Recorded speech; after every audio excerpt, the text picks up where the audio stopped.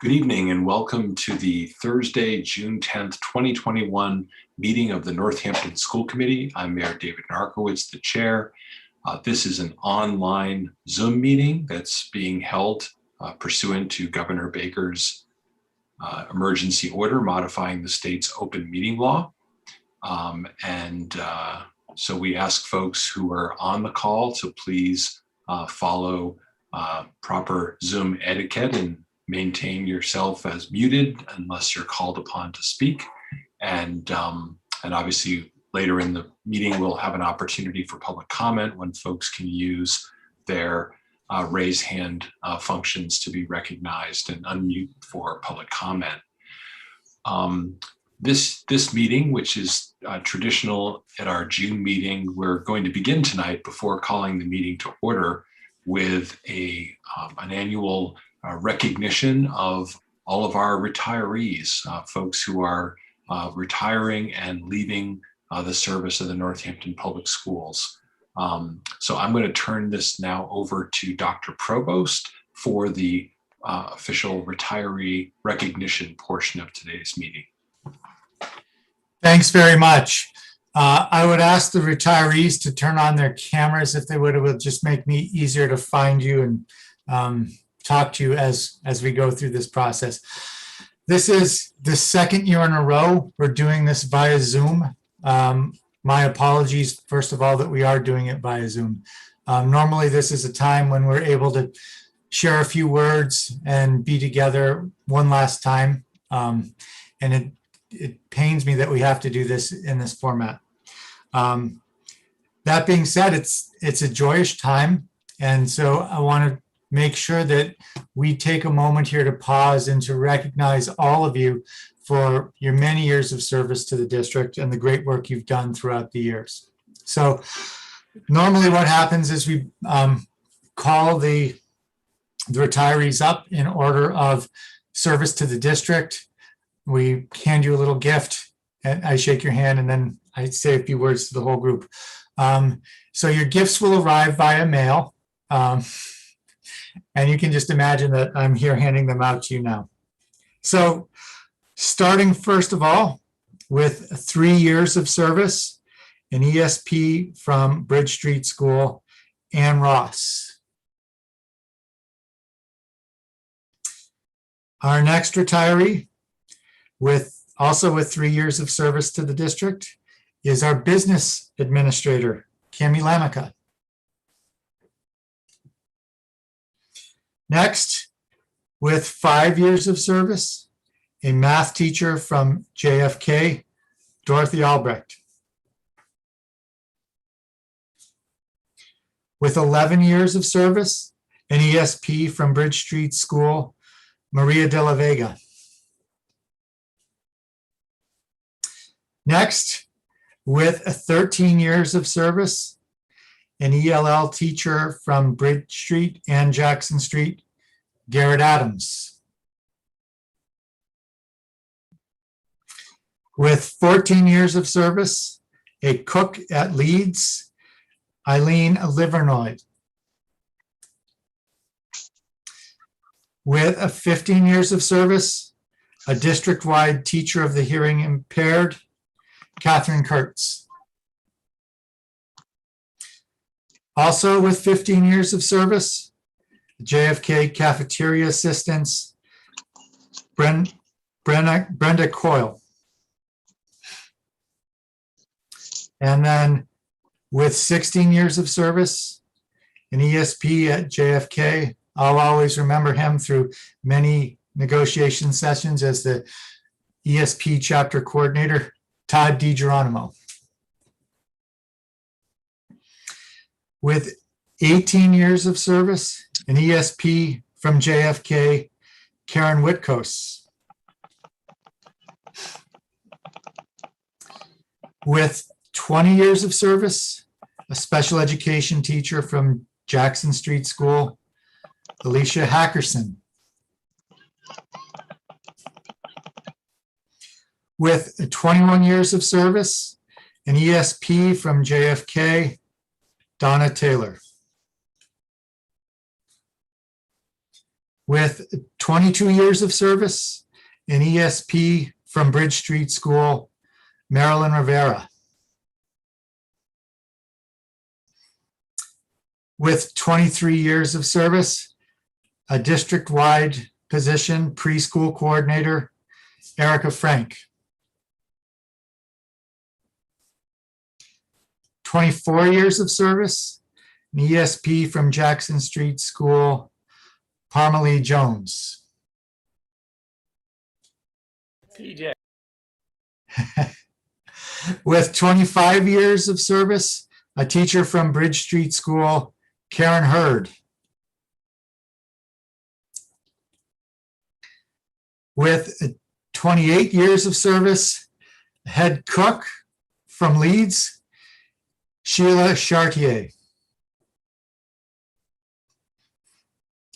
With 29 years of service, completing the complete wipeout of central office administrators due to retirement this year, our curriculum director, Nancy Cheevers.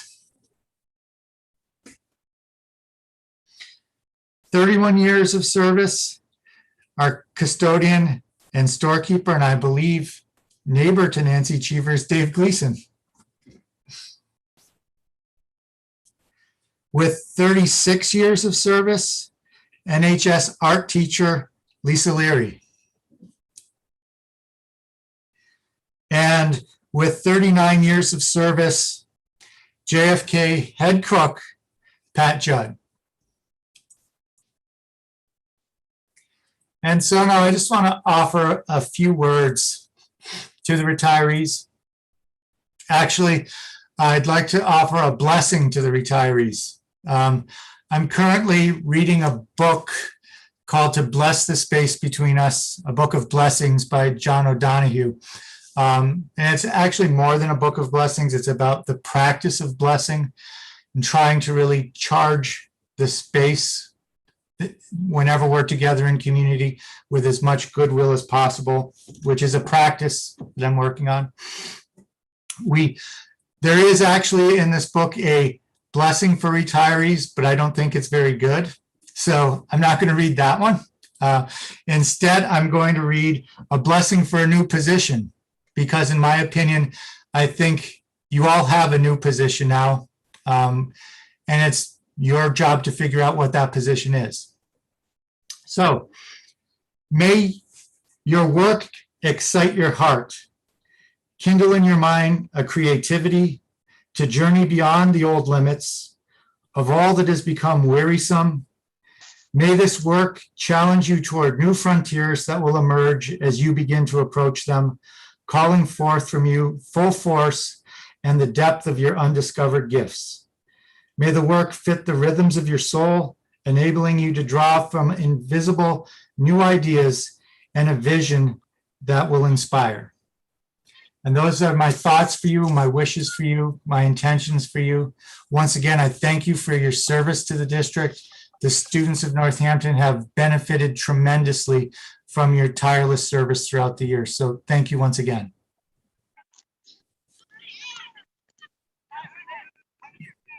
Thank you, Dr. Provost, for those words. And obviously, thank you to all of you and congratulations. And I'll add the thanks of the City of Northampton and all the residents of Northampton for what how you've served our city and obviously our school children. So thank you so much. Okay, is there anyone else who wishes to speak? Oh, Member Kaufman, our Vice Chair. Oops, I lost my buttons. Thank you very much. I also wanted to express my appreciation for everybody. My wife is one person who's retiring and has a different last name, so I'll keep that secret. However, it's going to be a wonderful opportunity for us as a family to come together and spend more time together. And for everybody here, my two kids had several of you as teachers and cooks and specialists, and it's really a wonderful feeling as a school committee member. There's rare times that you can just kind of let loose and feel proud for everything we attempt to do and try to do to support educators. Enormously proud of all the work that you guys have done over the years especially this past year. So on a personal level, I just wanted to thank each and every one of you. And that's it. Thank you again.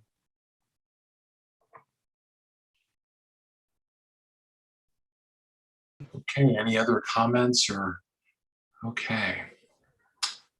Okay, well, thank you all again for joining us. And as Dr. Provost said, good luck in your next position as you move into retirement. Thank you. So with that, we'll move into the formal part of our agenda this evening. And I will ask the clerk to call the roll of the school committee. Member Kaufman. Here. Member Goldman. Present. Member Boss is not here tonight. Member Gold. Present. Mayor Narcoitz. Present. Member Busansky. Present. Member Fallon. Present. Member Seraphy Cox. I'm not sure she's here yet. Member Condon. Present. And Member Levy. Present. Your Honor, you have a quorum. Excellent, thank you. So the first item on the formal agenda this evening is our public comment period. And if there is anyone who wishes to speak in public comment this evening, if you could please raise your virtual hand. You can do that through the reactions button menu rather on Zoom. If you're on a computer, if you're on phone, you'll have to use your *6 function. So let me know if you wish to speak in public comment and I can recognize folks. Okay, well, okay, we do have announcements from school committee members, but I can, Member Busansky. Mayor Markowitz, I'm just curious since, the meeting, public comment on the agenda is at 6:45 and most people expect us to start at 6:45. I know one person for sure who's planning to come at 6:45 and speak in public Okay. comment. How you'd like to handle that? I guess we could certainly come back to public comment at 6:45. I mean, the meeting was posted for 6:15 and so legally we can start, and we did have the recognition on the agenda. So we can certainly revisit, we can start through the agenda and we can certainly come back to public comment because it's clear that there is no one here at this point. So we can certainly take a pause and come back to public comment at 6:45. I'm happy to do that. Okay, I would really appreciate that since I did tell one constituent to come at 6:45 Okay. for public comment. Thank you. Okay, great. Will do. We can do that. Okay, so we'll move ahead then from public comment and we will move into announcements from school committee members. Are there any announcements? Okay, I don't see any raised hands. So let's, Member Gold. Sorry about that. No problem. Sorry about that. I was doing double duty on soccer practice here, carpooling. But I do want to announce that. Give me just a second. I thought I'd have time after public comment to get this ready. So NHS, then this is through as the liaison for Northampton Open Media. Can you hear me? Just because I'm on my phone. Can you hear me all right? Yeah. Okay, great. Yes. So I've just got off of the Northampton Open Media meeting before this and wanted to announce that NHS took home 16 media awards.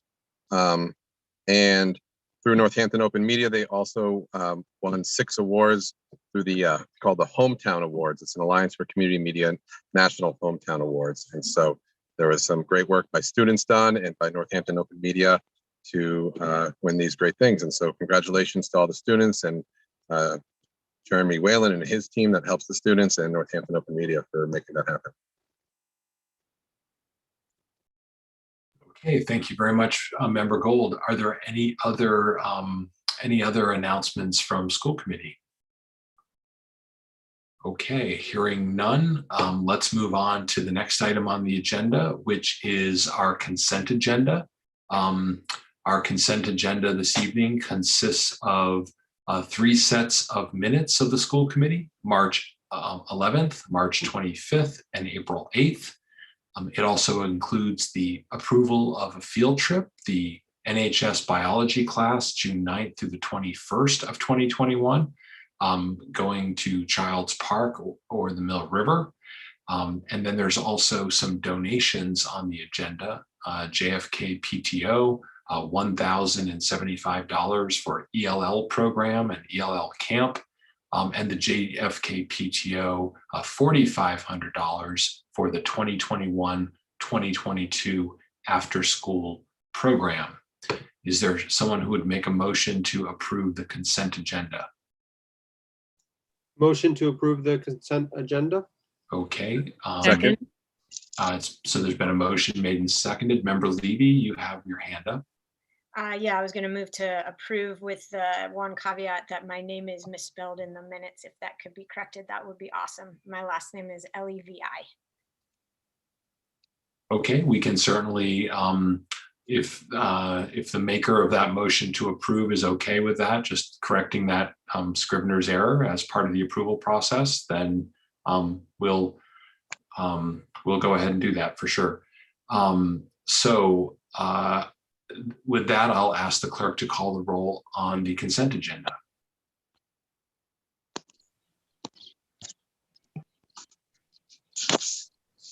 Member Goldman, Yes.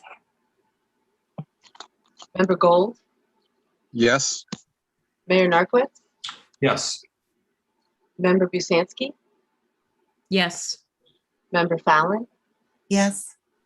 Member Condon, Yes. Member Levy, Yes. and Member Kaufman. Yes. The vote is 8 in favor. Okay, thank you very much. So the consent agenda is approved for this evening. Next, we move into reports and recommendations. And first up is the report from our student representatives, Megan O'Connor and Talia Sermon. Megan and Talia, are you here this evening? They might be waiting for 6:45. No, I'm here. Megan unfortunately can't be here tonight, but I'm here. Sorry, Charlie. Excellent, Yeah, thank you, Tali. Great, so I'll turn the floor over to you for that report. Yeah, so pretty much it's the end of the school year. We have nothing to update. We just wanted to say thank you guys for a lovely year, and we'll see you next year. Okay, thank you. Right back at you. Thank you. Have a great summer. And here's to what has to be a more normal school year next year, for sure, for all of us. Thank you so much. So now we'll move on to the next report, which is from our Rules and Policy Committee, and I'll turn to Member Fallon. Thank you. So we, Rules and Policy did not meet, but at our last regular meeting, we had presented the essentially rough draft of our proposed bias incident complaint procedure and the proposed policy protections from discriminatory bias and symbols of hate. To get feedback from the full committee, we had presented to you the feedback that we had received from ALT and hoped that you could give us your initial impressions, essentially any areas that you thought needed to be addressed before in subcommittee. We have a meeting scheduled for next week before we brought it to you for a first reading. Any feedback would be really helpful. And if you could, after tonight's meeting, also give us that feedback to Annie in writing, that would be really helpful for the purpose of the minutes, I'm sure, for Annie. Okay, thank you very much for that report, Member Fallon. Oh, no, I know you guys have feedback, right? That was the whole point, was that you guys were all prepared to give feedback right now, right? No? That is the point. Even positive feedback would be accepted. Okay. Oh, sorry, someone's in the way. Feedback to the Rules and Policy Committee.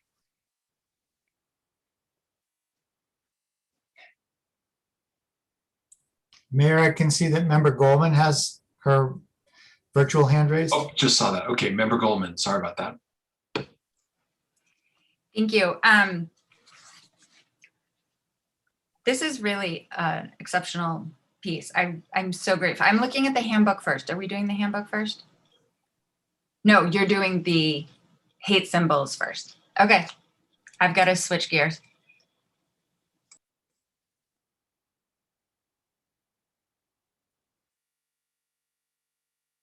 Nothing. Okay, while you guys focus on the feedback for the policy, I will tell you, as most of you know, I'm on the board of directors for the Massachusetts Association of School Committees, and we had a board meeting last evening, and I don't know if you all follow the process, but the way that the legislative process works for the MASC, that we kind of form our legislative priorities, is to have a resolutions committee decide on what resolutions will be presented to the full delegate assembly. You know, we each get to, we vote as a committee to who gets to be our delegate, our representative to vote in November at the conference, the annual conference in Hyannis. And so part of that process is submitting resolutions. And so I know that one of the concerns that was raised around this policy was how we are going to enforce this when we play visiting teams whose mascots are in fact Native American mascots. And so at last night's MASC board meeting, I did present to the board that we have a resolution submitted to the resolutions committee in support of Senator Comerford's Senate bill that she filed, Senate Bill 294, an act prohibiting the use of Native American mascots by public schools in the Commonwealth. There's also been a House bill filed this session, House Bill 581. And so there seems to be a lot of support at the board level. It will be submitted to the resolutions committee, which is meeting on June 29th. And then it will come back to the board of directors. So I'll be able to advocate for it there. And then whoever we vote to be our delegate at the delegate assembly, hopefully we'll be able to very forcefully advocate in support of this from the floor of the delegate assembly, because once it has essentially the weight of the MASC behind it, it becomes part of our agenda for Day on the Hill, which I know quite a few of you have attended. And that becomes something that every member of this, every school committee member that attends Day on the Hill will go to their legislators and say, like, this is one of our priorities. Like, we really, this is important to us that you pass this, and this is why. And so I think this is where our policy priorities and our advocacy priorities really need to be, they really intersect, and that this needs to be a priority for our school committee too. So I hope that you guys will join me in kind of sort of seeing this through, whoever ends up staying on the committee as far as next spring for Day on the Hill, seeing this through when it gets to the April meeting. So so that's where that is as far as the advocacy piece on that. Member Levy. First, thank you so much, Member Fallon, for your advocacy and your support. I think it's hugely important that that was brought, and I'm so appreciative. I just want to clarify so that I have a better understanding of timeline. So if all goes according to plan, as you've just laid out, when would those bills come up for a vote, such that we knew that maybe there was the opportunity for us to enforce this part of this policy with the support from the state?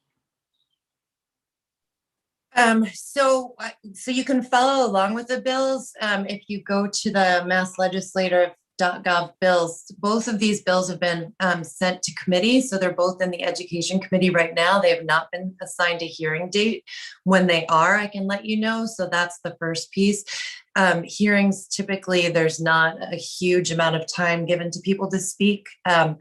But that's where, you know, if it becomes a legislative priority for the MASC, they would definitely invite someone to speak from the MASC, I'm sure, in support of it. But so I'll follow through with that, but you can always look up the bill online and see, has it been assigned a hearing? I will say that this bill was also filed last year during the 191st session. So some of these bills get filed in multiple years. And so, so unfortunately, you're never really sure when it will actually come to fruition. And sometimes it's just an issue of keeping it in front of the right people and your stamina. Member Busansky. Yes, sorry, I didn't want to, if there's other kind of comments or discussion on this topic, I was kind of going back to the other two items that Member Fallon presented. So I don't want to interrupt this conversation if it's not over. Member Fallon, is there anything more on this or? No, we were just hoping to get feedback before we bring this to you guys for first reading to make sure that we were heading in a direction that the rest of the committee was comfortable with, or if there was anything that needed to be addressed. It's so much easier for us to address it in subcommittee.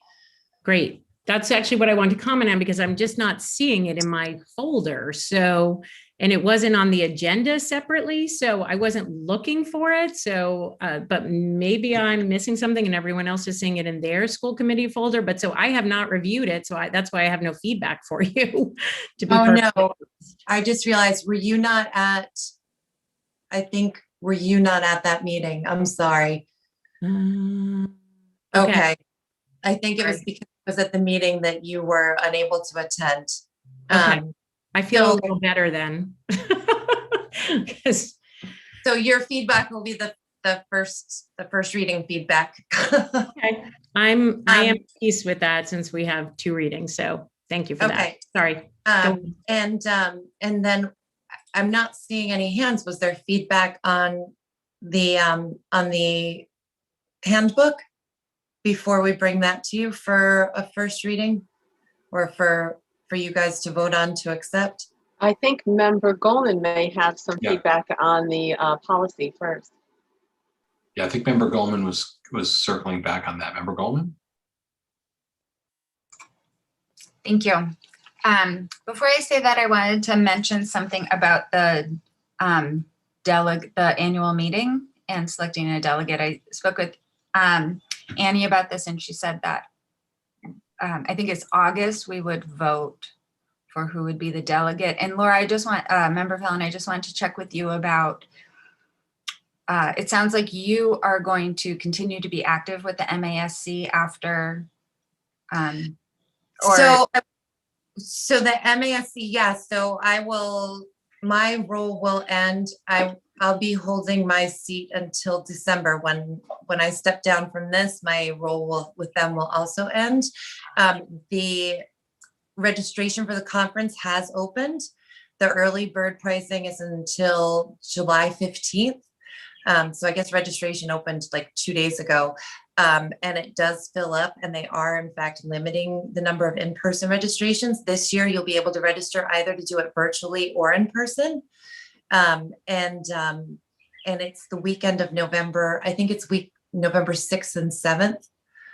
And it's in Hyannis. And so, yeah, I'm always happy to let someone else step up and do it. I actually have class that weekend. So I would be happy to let someone else do that. Yeah, I have the registration here. It is Saturday, November 6th. Okay, so I guess we'll need to register. When is our July meeting? Does anyone know the date? Annie, I can't hear you. It's the 8th. And I will email the committee all the information to register tomorrow. Okay. And then we would register individually. That's usually how we do it. Oh, well, Laura, maybe you can explain a little better how it should. So technically, Cami would tell you that you need a purchase order to do it. And so you would ask her for a purchase order number, because when you have them bill the district, it gets a little bit more complicated. And so you would tell her that you want to register and ask her for a purchase order in the amount of $345. And so then she would give you the purchase order number and you would register using that. And so, yeah, so it gets a little bit complicated, but I'm sure that the business office, whoever's working in Cammie's absence can help you through the process. Okay, and then the delegate, when does that need to be decided? I think the deadline, I think we usually voted on in September, October. I think the deadline is October 15th to name the delegate.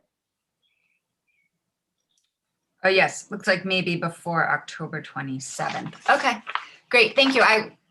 I'm glad you brought that up because it's more timely than I anticipated.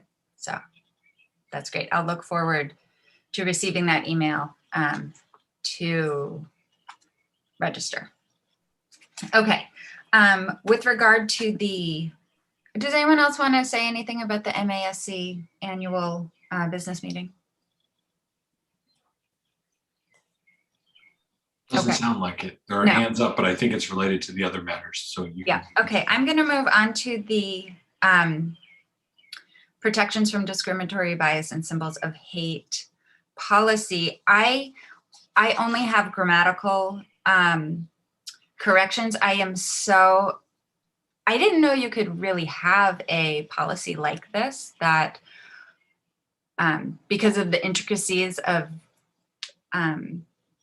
this sort of policy, it's sort of exciting to be able to have something, to know where to go with something so that when you have those first incidents or something, we know we already have somewhere to start moving forward. So I really appreciate that. I know that this has been reviewed by legal, and so I'm not inclined to make any changes, and I don't see anything. I really appreciate how inclusive it is, that it is covering students, staff, and visitors.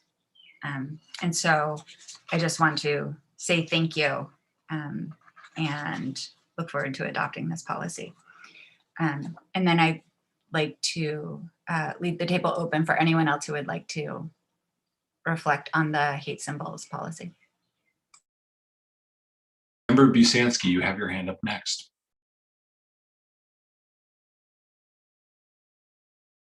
Sorry, I'm really out of order here. I had comments on the school committee handbook, but so I'll just save it. I didn't realize we were going to I don't have a copy of the hate symbols policy, so I can't comment on it.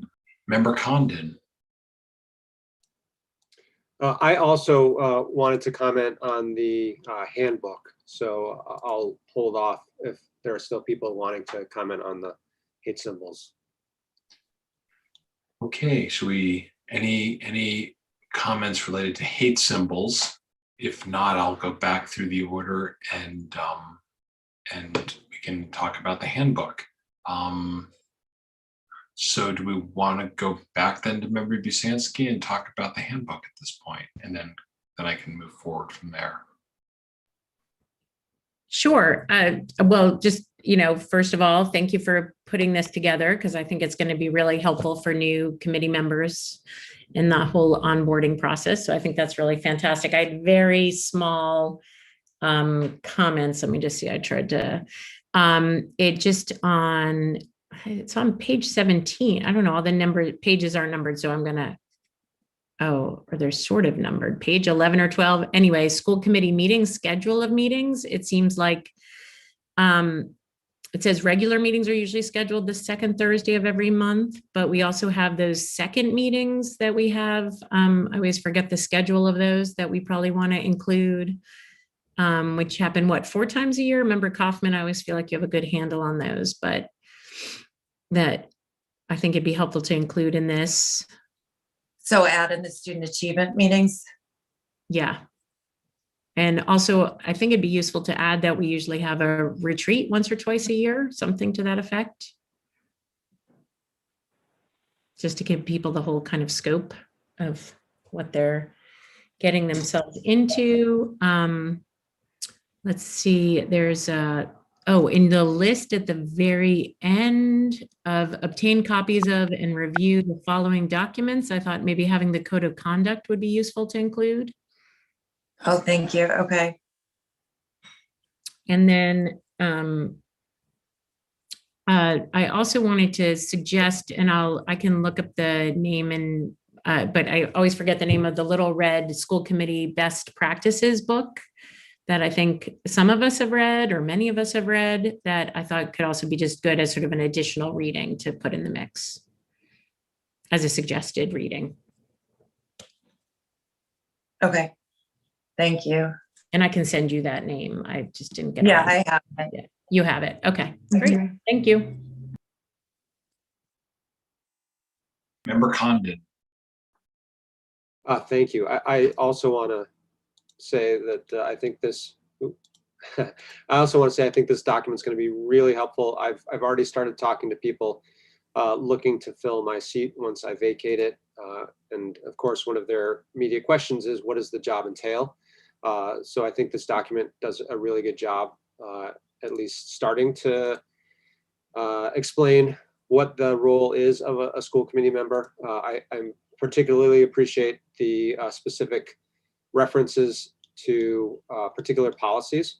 I don't know, maybe this is more work than would be helpful, but could those specific references be links that take people to those actual policies for easy reference purposes, if it's going to be an electronic document?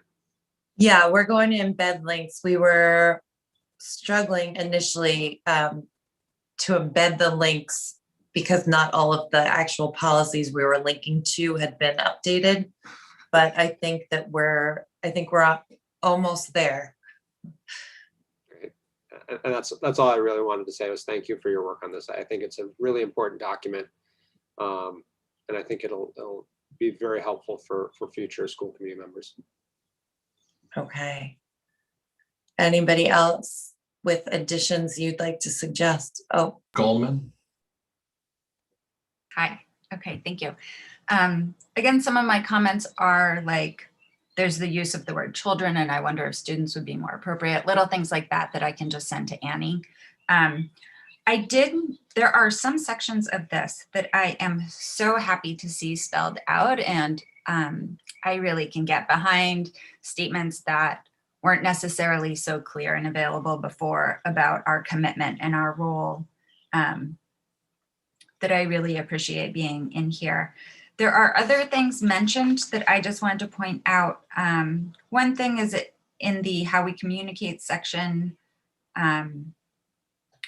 there's a piece about building trust, and at the bottom of page 2, superintendent and administrators, and I'm wondering if we might include staff or others in that section as well, if we're including any, to include everyone who would be included in that. It also says upon request, new members get access to the school committee policy manual, the open meeting law, conflict of interest regulations, and I'd like to see that not requiring request, but that there would be sort of this stack of links, or preferably to these various things. I think it's so important. Robert's rules, if there's a particular link for Robert's rules that would make sense to have on there, I think that would benefit us so much. Or whatever member Seraphy Cox has used for the parliamentarian. Well, I'm using that word wrong. What's the right word? Did I say it right? Yeah, parliamentarian. Yeah, good. Also, I noticed sections that discuss a secretary, but we don't have the secretary is not a member of the school committee. So that's at the page 6, I believe.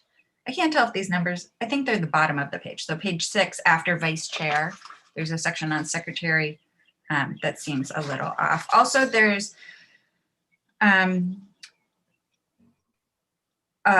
page 8, it talks about reviewing our goals, and it talks about, I was pleased to see school committee self-evaluation. And so I'm happy to see those in the handbook, and I'd like to implement them so that the handbook is correct. And And that, I believe, is all that I have. Yeah, there's sections in here that are so great, like following chain of command. And so new members know how to respond to emails from the community and whatnot. So just really a very thorough and excellent start. It's beyond a start. It's really great. So just thank you so much for really responding to our request for this as new members and putting something together, taking the time to put this together as you head off, particularly because all of our established members who have institutional knowledge are heading out. So wish us luck. It's sort of devastating for me. So I'll just hang on to my handbook and we'll be all right. Thank you so much. Thank you, Member Goldman. Member Kaufman. Yep, thank you. And thank you, Member Fallon. Something real quick under Vice Chair. We added the responsibility of the Vice Chair to organize the annual retreats. I think there was official language somewhere you might want to pull from. That would just be the other one. We went with 2 this year. Did we not add that under there? I don't see it in the copy that I'm looking at. Maybe it's somewhere else. Okay, yeah, I know that we cross-referenced, we tried to cross-reference all the policies with this document, so it may not have made it into all of the versions. Okay, I'll make sure it ends up in the final, but yes, that was what was so time consuming, was making sure that we had all of the updates to the policies in the handbook, as well as the most recent changes to the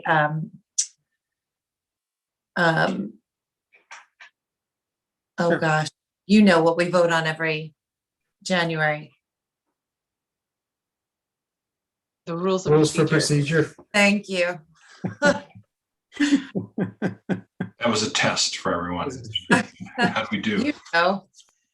Okay, so I will, if that's all the input, I will incorporate all of these changes in, and I will ask for the clerk's help in formatting it perfectly so that all of the page numbers are where they're supposed to be and margins are correct, and get this back to everyone in a much more polished form, and hopefully get a final reading then from all of you with one more chance to point out all of the grammatical errors and punctuation and etc.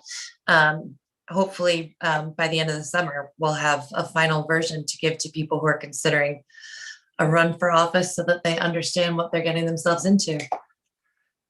So I think that's it for rules and policy. I'm sorry it took so long. Thank you. Thank you very much, Member Fallon. Member Goldman, you have your hand up. I'm just wondering if now might be a good time to request for public comment. Okay, sure. We're at 7:02, and so we are between items on the agenda. So for folks from the public who have joined us, we had a retiree recognition at the beginning of the meeting.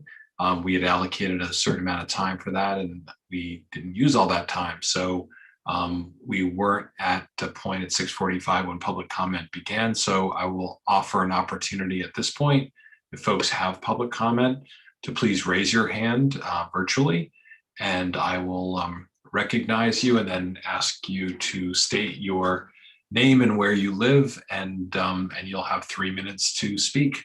So I have a hand up from Darcy. So Darcy, I will recognize you to introduce yourself.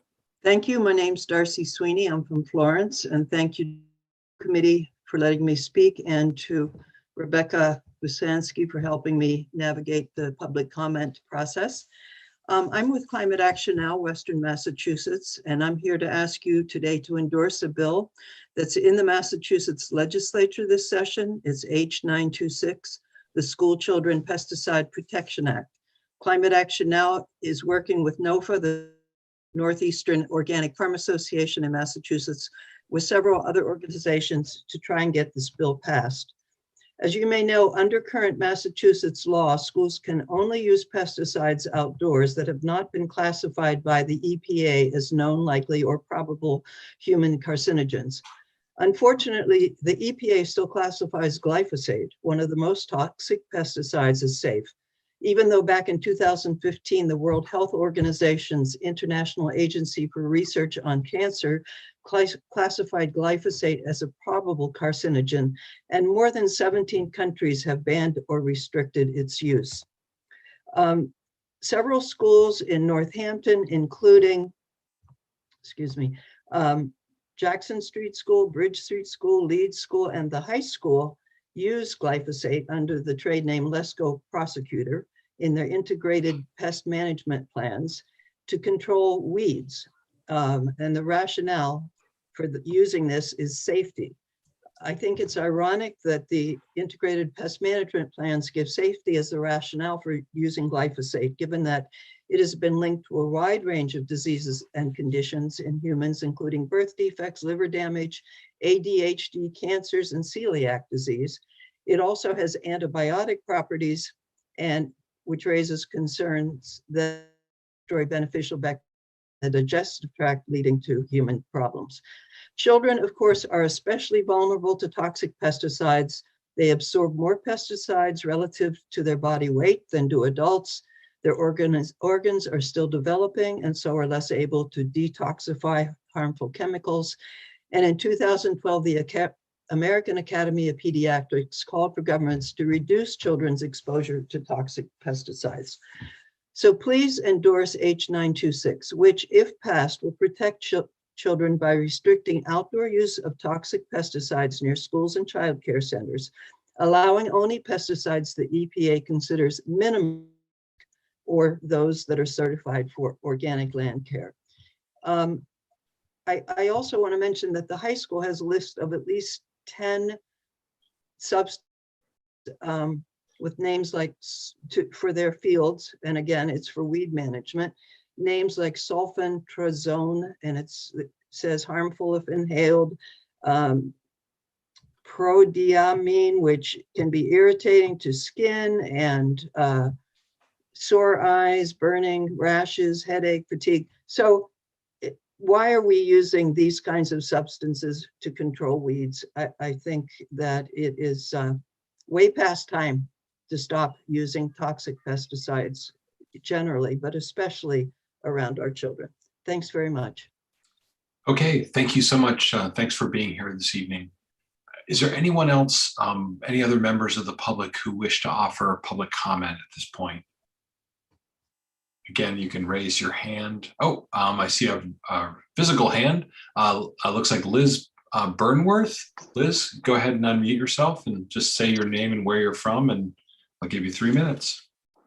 Hi, my name is Liz Burnworth, and I live on Florence Street in Leeds and have a student at Leeds Elementary School. And I'd like to respond to the presentation that was given at the last school committee meeting about the successes or learning loss that students experience during remote learning. In evaluating the success or learning loss that occurred during remote learning, I believe it is important to include data on special education students, and was dismayed that it was not included in the superintendent's report at the last meeting. I anxiously await a report on that data and how that learning loss or success might be recognized in the future and in supporting students in the fall. On another issue, please consider how the district can offset the added cost of childcare created by the earlier start time for elementary school students next year, and knowing that there will be 3 hours instead of 2 hours for childcare needed for families. Thank you. Thank you very much. Thanks for your comment this evening. Is there anyone else who wishes to speak in public comment? Okay, I don't see any hands. Okay, so thank you. Thanks to folks for your flexibility with our schedule this evening. So we'll go back to the agenda. We're on item 5, reports and recommendations. And we are now at item C, report of the Budget and Property Committee, and I'll turn to Member Busanski. Hi, thank you. I guess the only thing I have to report is that we have been unable to come up with a date for the next Budget and Property Subcommittee.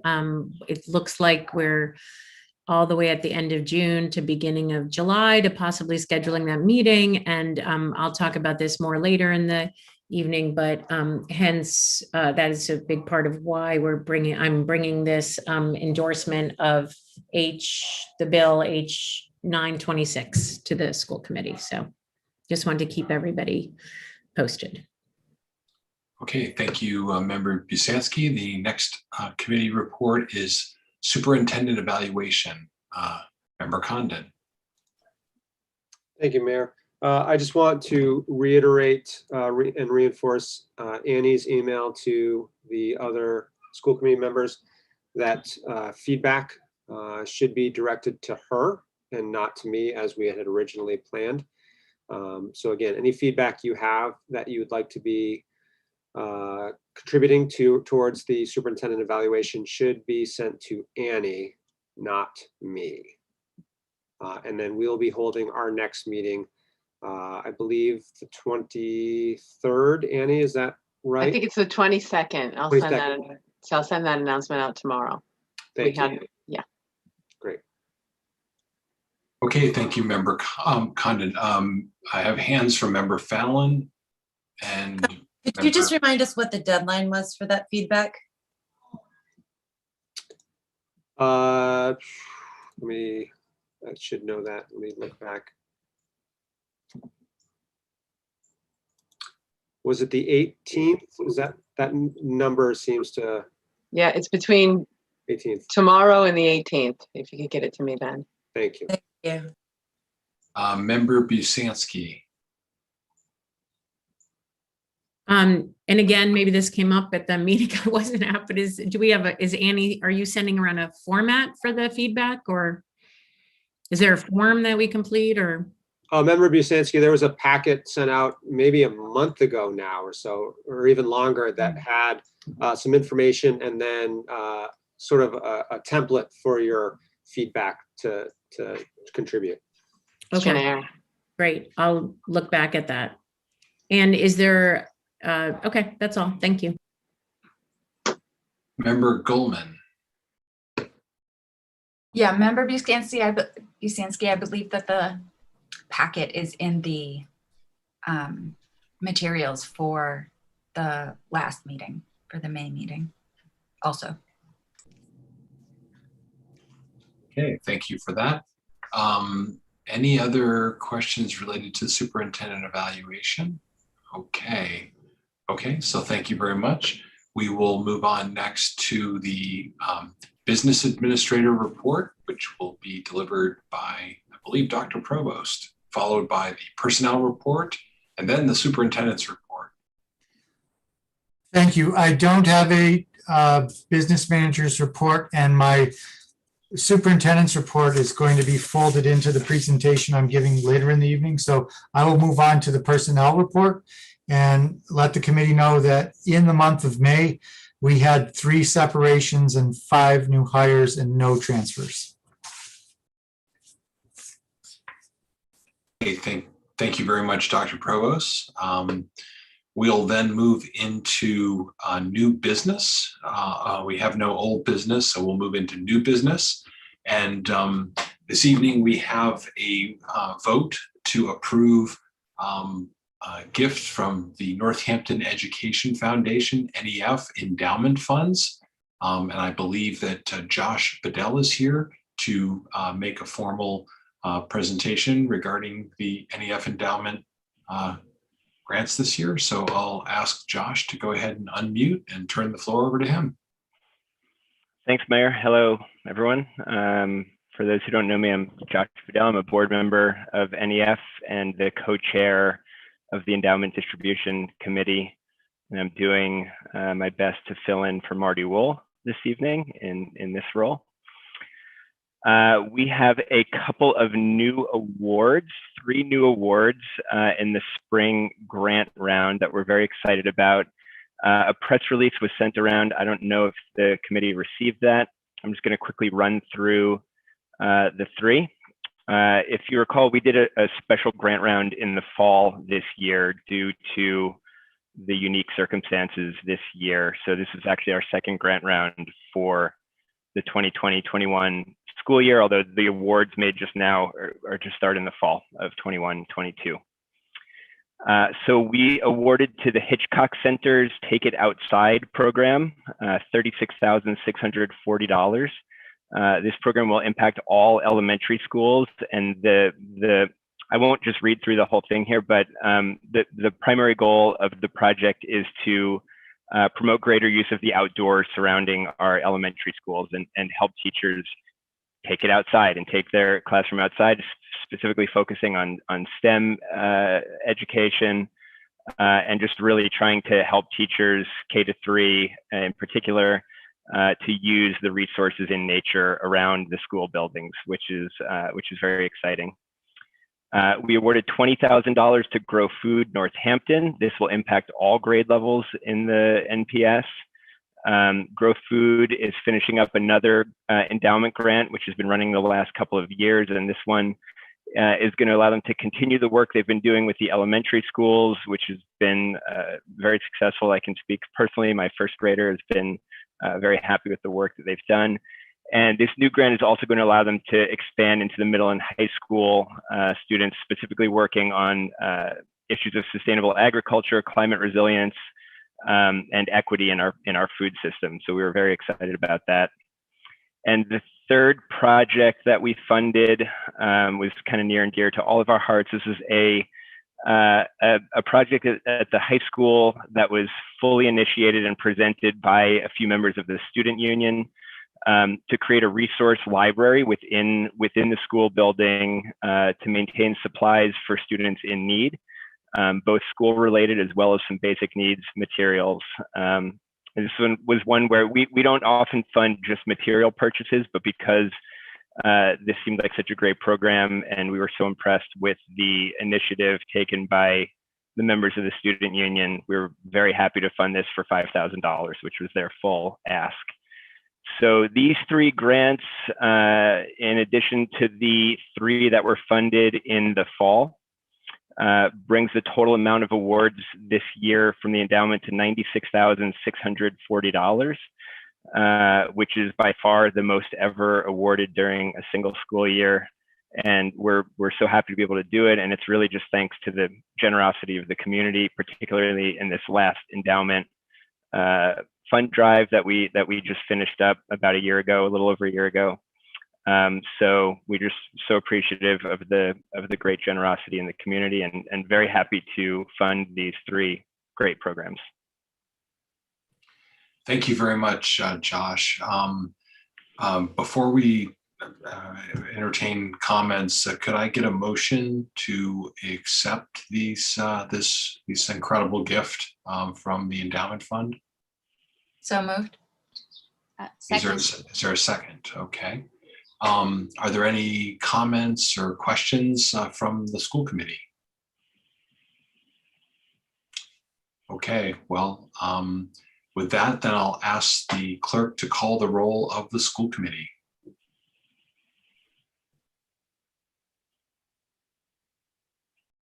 And Mr. Mayor, before I call the roll, I want to let you know that Dale Melcher is going to be a little late to the meeting. She sent me an email, so maybe we can wait on the next set of grants or something like that. We can certainly do that, yes. Okay, thank you. Okay, Member Gold. Yes. Mayor Narcoitz. Yes. Member Busansky. Yes. Member Fallon. Yes, thank you. Member Seraphy Cox. Yes. Member Condon. Yes, thank you. Member Levy. I think I heard you. I know you're here. She's a little, she's having difficulty reconnecting. So, Okay. Member Kaufman Yes, thank you. and Member Goldman. Sorry, I'm new to doing this on the phone. Am I muted? My vote was yes. You're Okay. unmuted. All right, I put you Great, down for yes. Thank you. And Member Goldman. Yes, thank you so much. The vote is 9 in favor. Okay, so so that is gratefully adopted, and thank you so much, Josh, and to the folks on the endowment committee, and also obviously all the generous donors to NEF who've helped create this incredible resource. So thank you.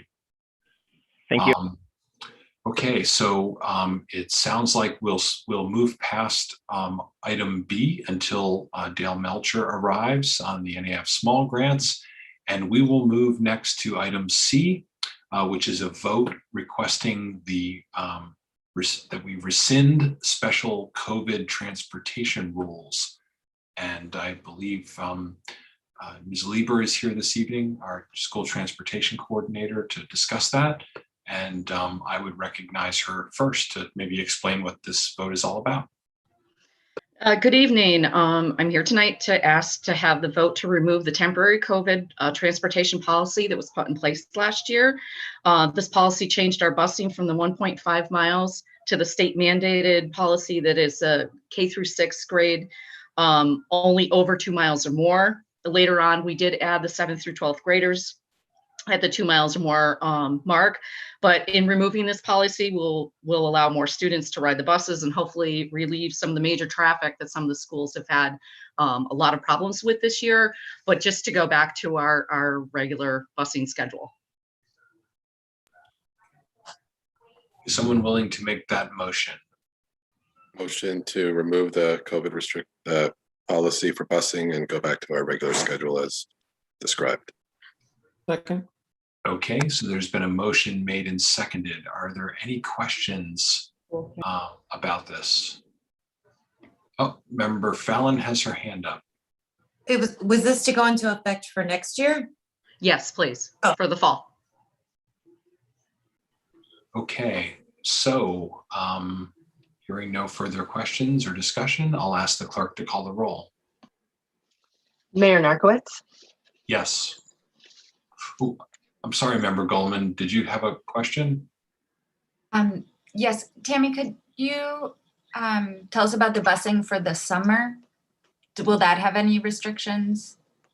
Right now, the summer school program is mostly ELL students, students with IEPs, and some high-risk students.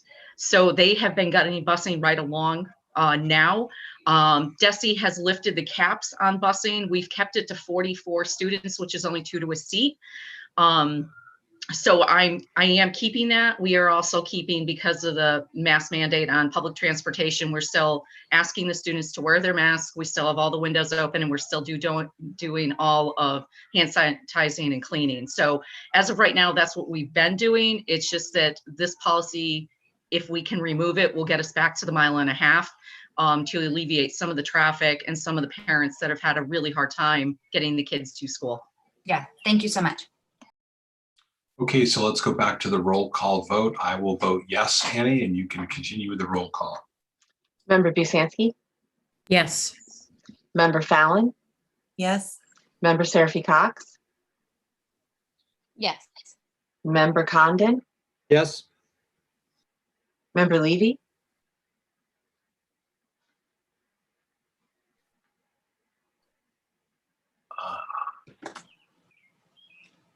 Looks like you're unmuted now. Member Levy?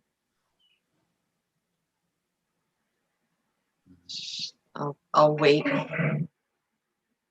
Yes. Thank you. Member Kaufman? Yes. Member Goldman? Yes. And Member Gold? Yes. The vote is 9 in favor. Okay, and I just want to note that Ward 5 only gets 1 vote, just to clarify that under our rules. I heard several votes there. So Okay, so thank you. That is approved. Thank you, Ms. Lieber, for being here to explain that.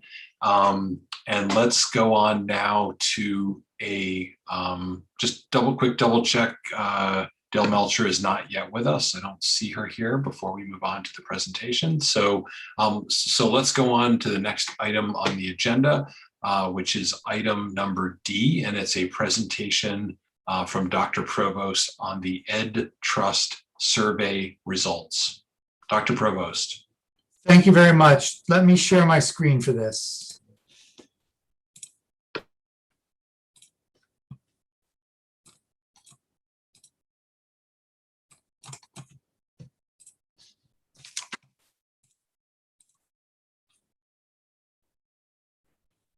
Okay. To frame the survey results I'll be sharing tonight, let me explain this undertaking, which was approved as one of my evaluation goals for this year. It lies at the convergence of two paths I've been following in my work to shift our district to do something rarely done in public education, which is to get great results for all students, including those who have historically not been well served. One path started with our most recent district review process. While noting many strengths, the final report noted, quote, systemic, structural, and cultural barriers in recent years continue to interfere with the district's ability to ensure access, equity, and engagement along the K-12 continuum, and recommended that, quote, we should conduct a series of expedited listening sessions with Northampton students. These listening sessions, attracting a broad base of students, should be structured to enlist their views on their educational experience in the district. Particular attention should be given to the culture of school environment, diversity and inclusion, curriculum, instruction, assessment, and support services. Data should be collected and used to frame an internal review of systems and practices identified as posing barriers, close quote. A few months after receiving the report, I attended the first annual Pursuit of Equity, Accountability, and Success PEAS conference. Key partners in that first conference included Amplify Latinx, the Massachusetts Department of Higher Education, the Massachusetts Department of Elementary and Secondary Education. There, I met Dr. Estela Ben-Simon, Director of the Center for Urban Education. I was intrigued by her work by what she called an equity scorecard, and the positive results she reported from institutions that had used the scorecard to involve stakeholders in their institutional change process. So I started a correspondence with her. As she learned more about what I was seeking, she eventually referred me to the Education Trust because they had more experience in the pre-K to 12 sector, whereas her work was mostly in higher education. In January of 2020, I started working with the Education Trust to plan the listening session process that was recommended in the district report. Also in January 2020, we started hearing reports of a novel coronavirus outbreak in China.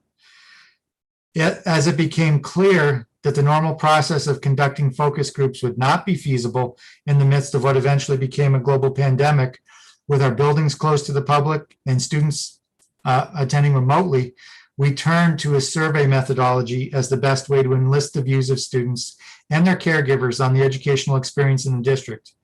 In the end, we gathered responses from 758 students in grades 7 through 12, which is about 59% of the students in those grades, as well as 489 caregivers, 174 teachers, and 14 administrators. The full 323-page analysis of the results has been included in your packet and will be posted on the website. Tonight, I'll be presenting just the key themes. I should say that I reviewed this overview with the Education Trust Director of Practice, who agreed that my summary is representative of the main findings. So let me start with strengths.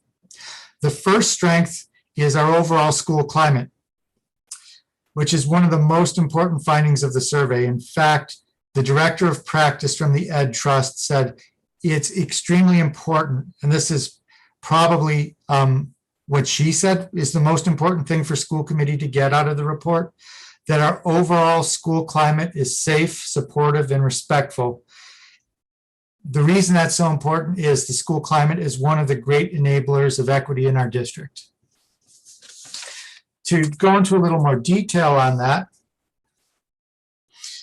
I highlighted this first point. If you can only remember one point from this first theme, it should be this first one. Quote, overall, all students across all races, ethnicities, genders, grade bands, and schools felt they had at least one adult in their building they could go to for support. That's important because we now have more than a quarter of a century of education research pointing to the power of student-teacher relationships for enhancing both academic and social emotional outcomes. It's also an important indirect measure of teacher working conditions because for many teachers, many students, the adults they go to as a teacher, and prior research has shown that teachers are also likely to feel less isolated or vulnerable to burnout if they feel they have positive relationships to students, with students turning to them for help. Students of all racial and ethnic groups and genders also reported their administrators made students feel valued, and very few students reported feeling unsafe or experiencing bullying at school. To amplify an earlier point, the student survey was distributed in students in grades 7 to 12. So whenever I discuss the student perspective, bear in mind it's the student perspective for students in that age range. Caregivers also agreed that their child or children had at least one adult in their school they could go to. Caregivers of students from all grades were invited to participate in the survey. So the survey represents not only the caregiver results represent not only grades through 12, but the entire district. However, it should be noted that more than 90% of the caregivers who chose to participate were white. So the caregiver results may not be representative of all voices. Dr. Provost? Yes. Could I just ask, would you prefer to have folks ask questions during the presentation or wait till it's over? I can take them as it goes. I just can't see the hands, so if I can monitor. I can monitor that. I just wanted to know what your preference was. Member Gold has a question, I believe. Sorry, thanks. Yeah, and Dr. Provost, again, if you would refer to the wait to the end, I'm fine with that. Are you good? You good with now? Good with now. All right, cool. Could you go back to the previous slide, because that's quite a compelling statement. That one that you I'm sorry, the two more to the student one, the student perspective. Does that mean of the, I think you said 783 students that completed the survey, all 783 said they had at least one adult in the building to go for support? Is that the correct interpretation of that first bullet? It was the overwhelming response. It may not have been representative of 100% of the students, but was a very high percentage. And I'll say that because this item is such a important indicator of school culture and later on student success, it's also a question that we ask in the SPIFFy survey. So we've been asking this question through the SPIFFy survey for many years and consistently are getting this same result, that students feel they have at least one adult in the building they can go to. Thank you for that clarification. Thanks. Member Goldman? Thank you. Member Levy would like to make a comment. Okay. Thank you for raising your hand for me. Can you all hear me? We can. Okay, thank you. Sorry for the difficulty.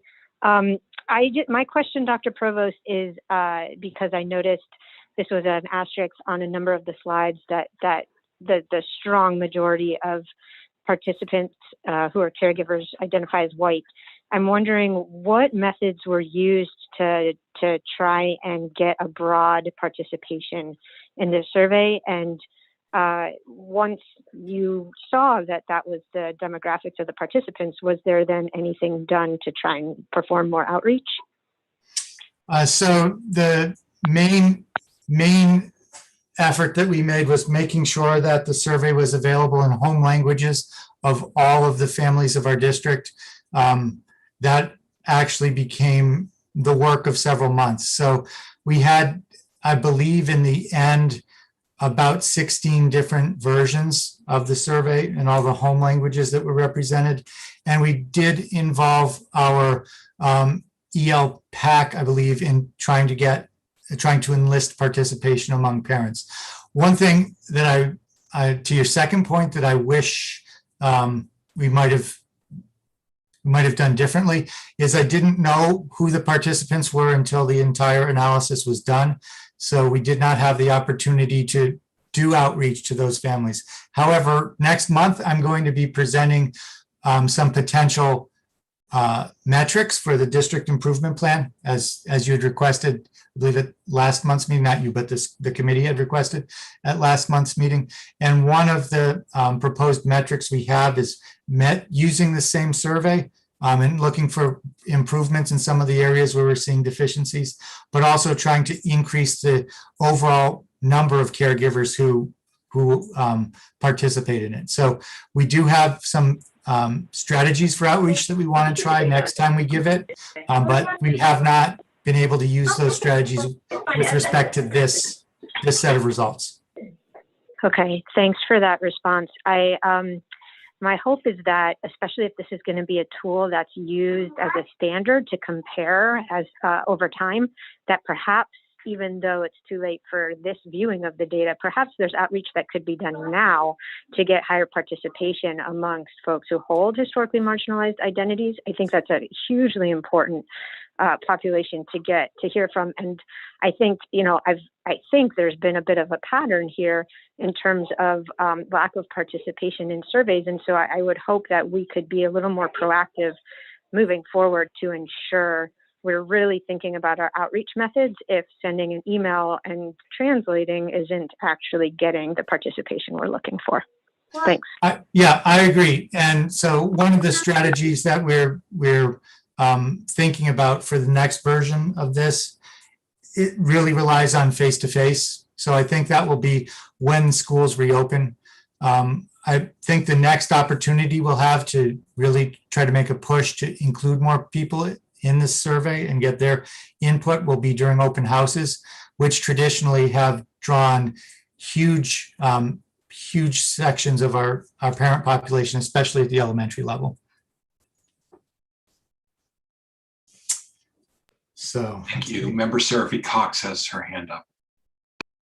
Just a question to kind of understand I'm looking at the longer version, the 323-page version that has graphs of the demographics of respondents, and it shows that of the student demographics, that 76% of the respondents were white, and then it shows the other ethnic and racial categories broken out. Do you have a sense of that's the N, the 758? Do you have a sense of what those numbers would be for the total population so that we can kind of get an idea of how representative this sample actually is of our student population? Yes, so with respect to the overall racial makeup of our student population, it tracks very closely. The one group who I would say is underrepresented in the student responses are students who identify as male.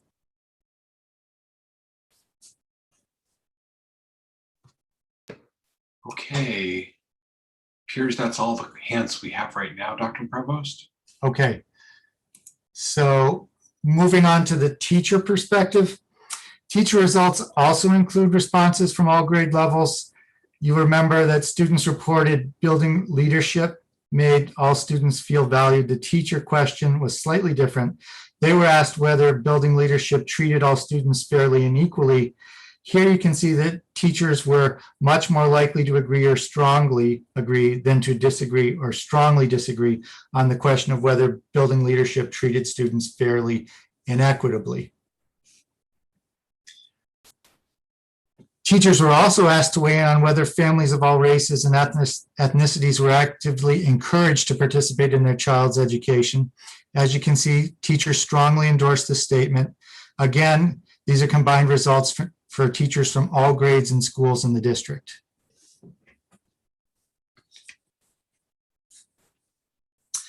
The next strength is particular to the high school, in which both students and caregivers felt that if students were provided opportunities for rigorous coursework needed to prepare them for acceptance into the college of their choice. In fact, our students' performance on AP exams placed Northampton High in the top 5% nationally of high schools on the college ready performance dimension of US News World Report's 2021 high school rankings. As you can see, students endorsed the rigor of the high school curriculum and other college preparatory resources by overwhelming majorities. Students were 4 to 5 times more likely to agree than disagree that they had access to advanced courses if they wanted them. By a similar majority, high school caregivers felt their children were currently enrolled in the right courses they needed to prepare for college or the career of their choice. Teachers were asked whether students had access to resources in the building that would direct them to the courses they should be taking in preparation for college application. By a large majority, teachers reported that students had access to the critically important information without having to search for it outside the high school. These perceptions of the high school's success preparing students for post-secondary education also match data we have concerning actual college attendance. For example, 77.5% of our 2019 graduates were still attending institutions of higher education this fall, as compared to the statewide average of 72.2%. Maybe I'll just pause there, ask if there are any questions on that piece for doing the next strength.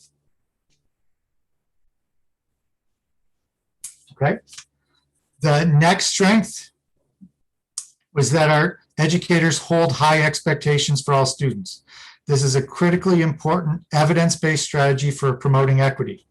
The New Teachers Project has done a lot of work on the issue of expectations.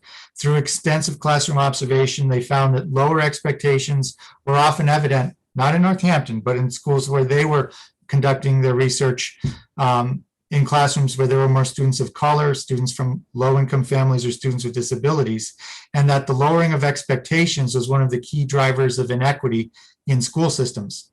I'm happy to say that we don't see that in our own data. To the contrary, students from all grade bands, races, and ethnicities in our district said teachers demonstrate a belief that all students can be academically successful and hold high expectations for all students. Teachers were asked if students, oops, sorry, I'm moving on. That was backwards. I'm sorry. Our multiracial students did, however, feel less confident that all students were judged fairly for their academic performance. I'll have more to say about that when I talk about transparent and fair assessment practices later on. High school caregivers also overwhelmingly reported that at least one person in the high school believed in their child's ability to pursue post-secondary education. However, as we noted before, caregiver sample was predominantly white, so may not be representative of all caregiver experiences. Any questions on that before I move on to the next strength? Okay. The next strength is teacher support, development, and collaboration. To quote from the OECD publication, Empowering and Enabling Teachers to Improve Equity and Outcomes for All, quote, although education systems have become very complex and many factors have an impact on student outcomes, teachers are the most influential factor in school systems. What matters most is how they teach and for how long they teach, and how they motivate students, and how they demand high standards from all students while taking their individual differences into account, close quote. A study from the New Teachers Project has identified providing teachers with regular feedback to support their growth, identifying opportunities for teacher leader roles, and putting teachers in charge of something that's important as some of the most effective strategies for retaining top performing teachers. In the Northampton Public Schools, teachers and administrators agree that there are these strong supports in place for our teachers. At all grade levels, teachers agree or strongly agree they're supported to execute their duties and to take ownership of their learning and growth, and feel they have the opportunity to offer input at both the building and the district level. However, they were neutral on whether they have input into decisions that impact their job. It seems at the more granular level, we could make some shifts to enhance teacher agency at the level of their own individual job functions, rather than just at influencing policies at the school level or at the district level. Administrators also felt teachers in our district are encouraged to take leadership roles within their buildings and across the district. I can just add on this. We're currently in the process of conducting interviews for the next curriculum director. And I can tell you that one of the things that's coming out of that discussion is the importance of having a curriculum director who supports the work that's been done to develop leadership opportunities for teachers in the district. Any questions on that before we move on to the next strength? No questions, Dr. Provost. No questions? Okay. I don't see any hands. The next strength is innovative instruction. Engagement is critical for students to achieve at the highest level, and students are more likely to engage with content when students are offered choices, when the material has relevance for the learners, when they can see connections to the real world, and when it connects to their interests. We're blessed to have a Northampton Education Foundation, which supports innovative projects, much as they did earlier in this meeting, a teaching core, and an administrative leadership team that are all aligned in their interest to support innovative instruction. Teachers report that they feel encouraged to implement innovative instruction at both the building and the district levels. Administrators also agree that innovative instruction is supported in their buildings and by the district, though not quite as much by the district as in their buildings.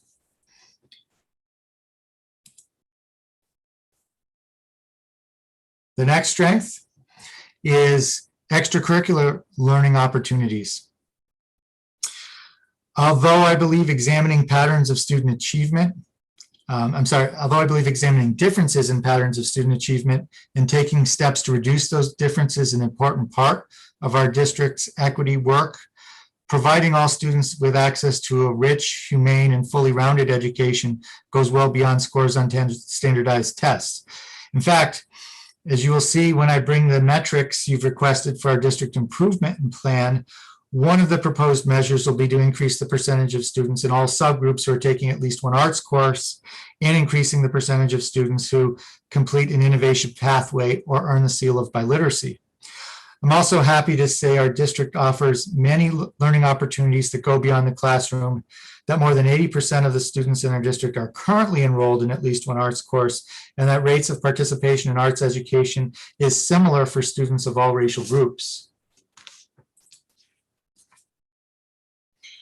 As you can see, these opportunities to learn beyond the classroom expand as our students get older. I don't think there's anything surprising in that. As the ages of students increase, the amount of opportunities that we're able to provide outside of the classroom increase as well. Dr. Provost, Member Fallon has her hand up. Sure. Member Fallon? Can you just clarify when this survey was done? January of this year. So do you think it skewed the results at all? I just keep thinking for parents who are new to the district and who don't know what pre-pandemic offerings were, when you talk about extracurricular offerings, like I keep thinking how results might have been different if this survey hadn't been offered during the pandemic. Do you think that there's a significant difference that we would see anywhere? The pandemic impacted everything. I'm absolutely certain that, there are effects of the pandemic that show up in these results. I can't, begin to sort of say which ones might be more impacted or less impacted. I think it was across the board. Okay. Yeah, it just, for some reason, when the extracurriculars for sure, they brought it to my mind. And then I thought, well, clearly there, I wonder where else it's really had a strong effect on how people responded. Yeah.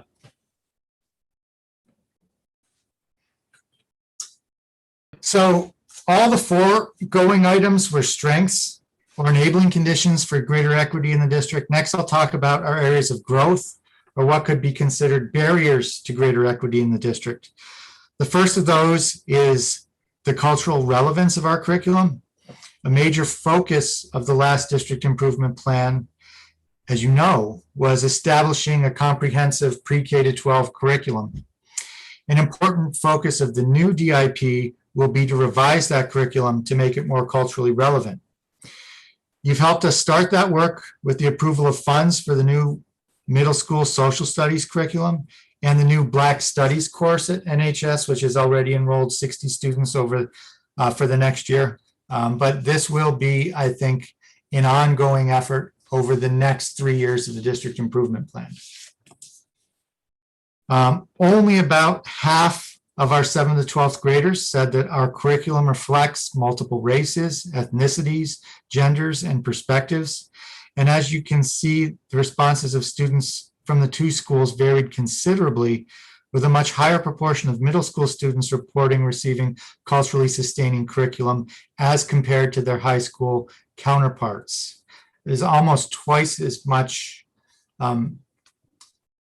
support for the statement that students saw themselves in the curriculum at the middle school than at the high school. When asked about their own skills implementing culturally relevant instruction and whether they'd been trained to identify and disrupt deficit thinking about students and their families, teachers were quite neutral. With respect to culturally relevant instruction, you can see that the modal response was somewhat skilled. And when you look at deficit thinking, you can see that it was almost even split into thirds, with about a third of the teachers responding that they had been trained to disrupt deficit thinking, a third saying they weren't, and a third who could neither agree or disagree with that statement.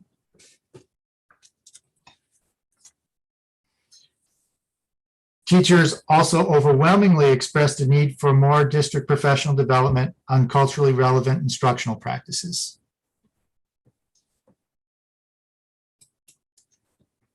Administrators were generally neutral on the question of whether teachers had been trained in the use of culturally relevant practices or likely to use those practices in their schools. They were, however, more positive on whether students could see themselves in many places throughout the building. Dr. Provost, Member Gold had a question. I apologize. Sure. Get myself unmuted. Just a thought and a question, I'm sorry. Is all of this quantitative data in the sense of there's like multiple choice questions? Is there any qualitative data that you guys were able to collect or the trust survey collected in terms of why students were like descriptions as to why they said that they were very likely or unlikely on some of these questions? You know, like that they were trained or they weren't trained, you know what I mean? Like, was there descriptors included by teachers and students and caregivers, or just multiple choice questions? This is a quantitative survey. It certainly points to the direction for more discussion within the district to try to get the more qualitative data that you're talking about.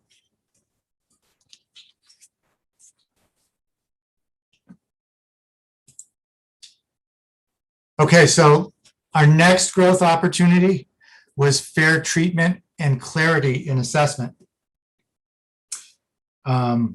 This also is something that's been identified as a priority in our new district improvement plan.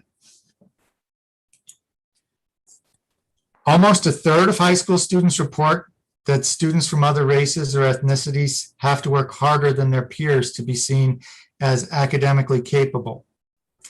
Since about 76% of the students who took the survey were white, for most of our responders, the students of other races would be students of color. It's noteworthy that this perception is much more prevalent among high school students as opposed to middle schoolers. There's also a question that asks students simply whether they were judged fairly for their academic performance. On this item, Hispanic and Latino students and multiracial students expressed an ambivalence about whether they were graded fairly that was not seen among white students.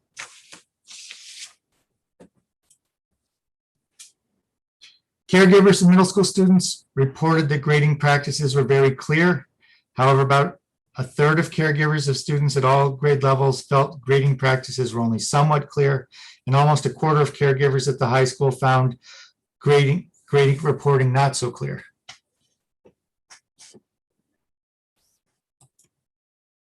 It also seems that caregivers only sometimes receive information about how assignments will be graded. Again, you can see that seems to increase as we get to the older students in the higher grades. And many parents found the connection between the assessment information they receive and what is required for students to demonstrate mastery on MCAS not to be so clear or not clear at all.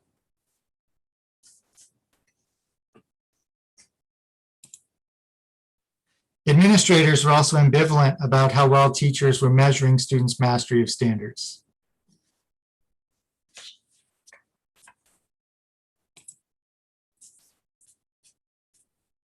So that brings us to our next growth opportunity, which is high school counseling services. As I already noted, our college preparatory program is a district strength. However, our adjusted graduation rate of 94% indicates that we're not succeeding with all students.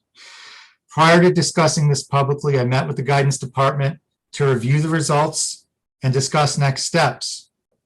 A major theme of that discussion, which was based mainly on their ideas for improvement, was the counselors' desire for greater alignment between the middle and high school guidance departments. They explained that they're best able to help students when they are already engaged in actively exploring college and career options, and that high school counseling services have been too heavily weighted toward assisting students with college application process towards the end of their high school career. They'd like to begin those conversations earlier and focus on building students' facility with Naviance, which is our guidance software package. It's a tool that helps students identify college and career pathways. This may have been an especially difficult year. Again, to Member Fallon's point, building counselor-student relationships due to COVID, it should be noted that when reviewing this finding, it should be noted that this could be an especially difficult year because of the influence of COVID. Nevertheless, counselors are interested in changing the paradigm for counseling. That some of the ideas that they've already come up with include structuring meetings with students during flex block, using the mornings of half-day teacher work days to engage students in college and career workshops, because sometimes that might be more effective than just running shorter blocks. Another idea that came up is abandoning the practice of giving students in untested grades a late start on MCAS days and using that time instead for class meetings with a college and career focus.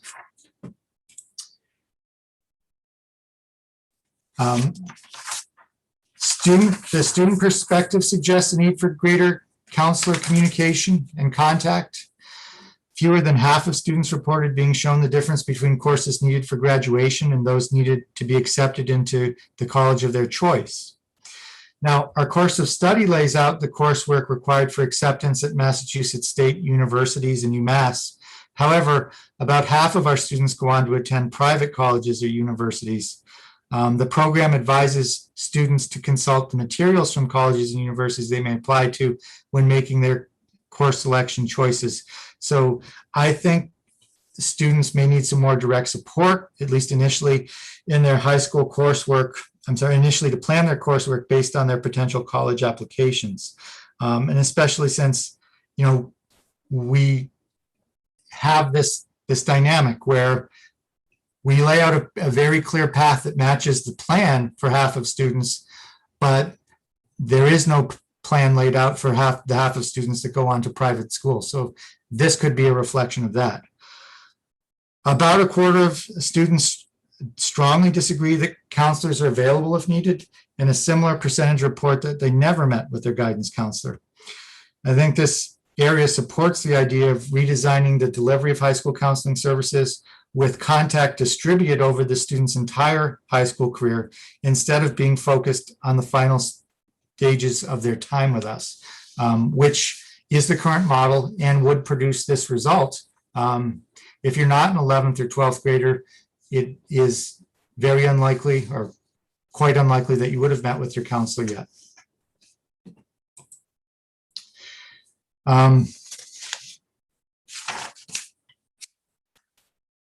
Caregivers also reported a lack of contact with their students' guidance counselor. When asked if they partner with their guidance counselors to support students in being prepared for graduation, a large proportion of teachers said it was something they only sometimes do.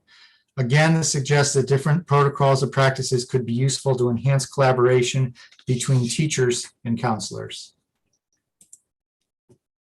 And administrators also responded neutrally when asked whether guidance counselors regularly communicate with caregivers and students about what is necessary for them to be prepared for the college or career of their choice.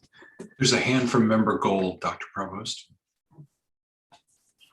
Sorry if you mentioned it, but did you speak to yet the workload of the current counselors in terms of like the student to counselor ratio, you know, like, and how that impacts it?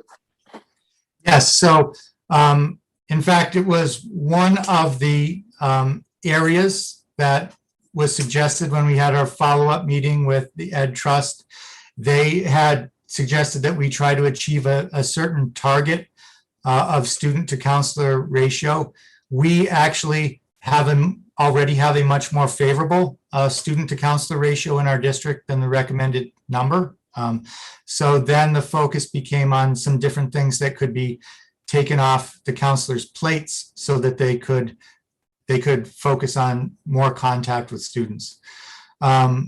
But I'll say that also it really comes down to protocols and practices. Part of our conversation was, how can they have more time with students as freshmen? You know, how can they build structures into the school year that or the school day that really allow them to have a focused contact with students that's initiated by the counselor instead of initiated by a student who's applying to college. So I think it's going to be the structural changes that are going to allow us to make some movement on this area. Certainly through the budget, we've added a counseling position at the high school, and that will help. And we've also, as a part of that meeting that I was alluding to earlier, the principal met with them to show them some things that we could take off the counselor's plate. So hopefully the combination of all of those things will help. But I really think the game changer here is going to be building structures into the school day and school year that initiate contact from the counseling side for students who are earlier on in the process rather than later on in the process. Appreciate it. Thanks. Next growth opportunity is addressing family concerns equitably, which is priority in the district improvement plan. In fact, the first objective of the first goal of our district improvement plan is to engage caregivers, students, and community members with a formal ongoing feedback mechanism to identify issues and concerns that creates differentiated opportunities for family voice and engagement. Although we did not have the results of the survey when we were writing the DIP, developing processes and protocols to enhance two-way communication with stakeholders came out as an important strategy for us to pursue. And here's the data that supports that was a good area to focus on. It's important to note that caregivers feel they have knowledge about the district, are able to connect with their school, and that their input is actively sought. However, a large portion of caregivers found the district only somewhat responsive to the concerns and opinions that they share. Administrators were asked how equitably teachers are in seeking caregiver participation in their child's education. Although the wording of the neutral choice on this item is somewhat confusing, the responses show that administrators feel there is room for improvement in providing caregivers equal opportunities to participate in their child's education.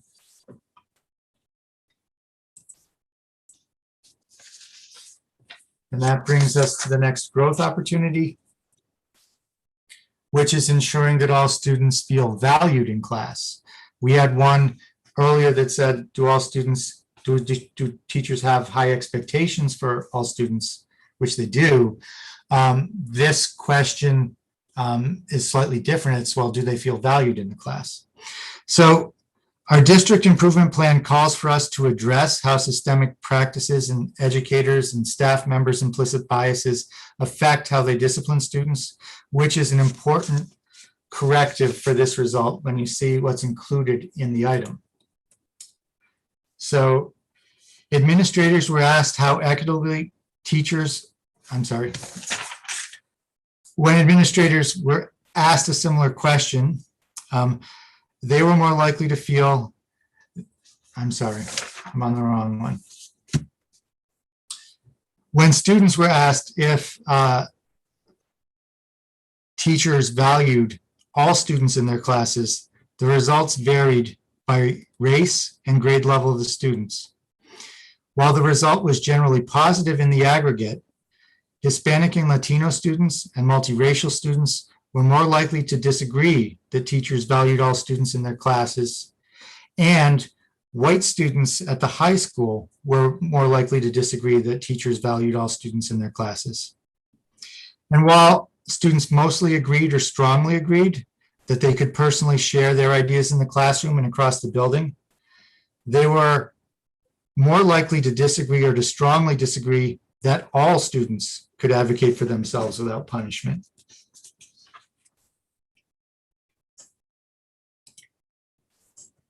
Administrators were asked a similar question. They were more likely to feel that students could voice concerns without receiving negative consequences from adults in the building, but more than a third of administrators were not so sure if that was true.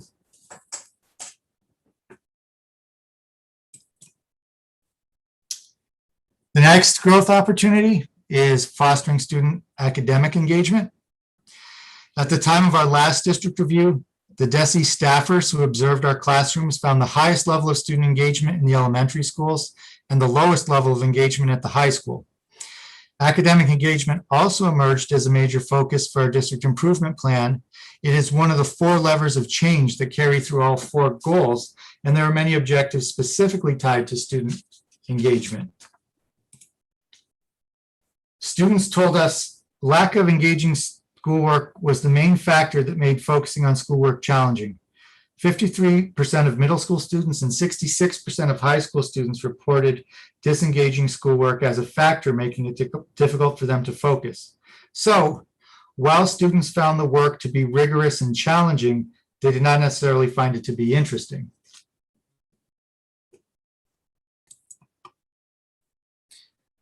The next opportunity is clarifying discipline practices. As you know, we've spent countless hours developing and educating our staff on the revision of our code of conduct. In spite of this, there's still a great deal of uncertainty about the fairness of discipline practices in the district.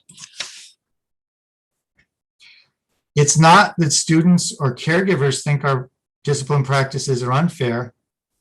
They don't, but they don't say that they're fair either. We have a large group of students and caregivers who neither agree nor disagree. They're quite neutral on the question. The response from teachers is similarly ambivalent, with equal number of teachers agreeing and disagreeing that students are disciplined fairly, with the largest number of teachers neither agreeing or disagreeing. Administrators were asked a different question. They were asked how clearly they understood why discipline disparities exist in their building. While half of the administrators were very clear or extremely clear, half were only somewhat clear.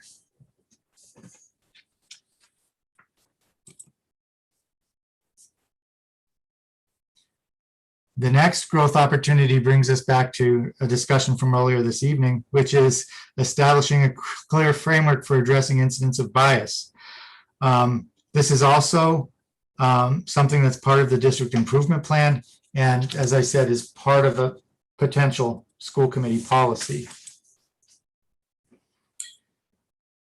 On questions concerning deficit thinking, bias, and prejudice, teachers appeared trained, believed themselves skilled, competent, and likely to address bias, prejudice, or racism.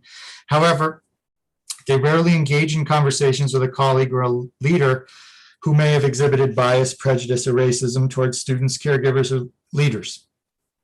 They were also uncertain as to whether there is a process to address teachers who treat students, families, or leaders, or other teachers in a biased, prejudiced, or racist manner.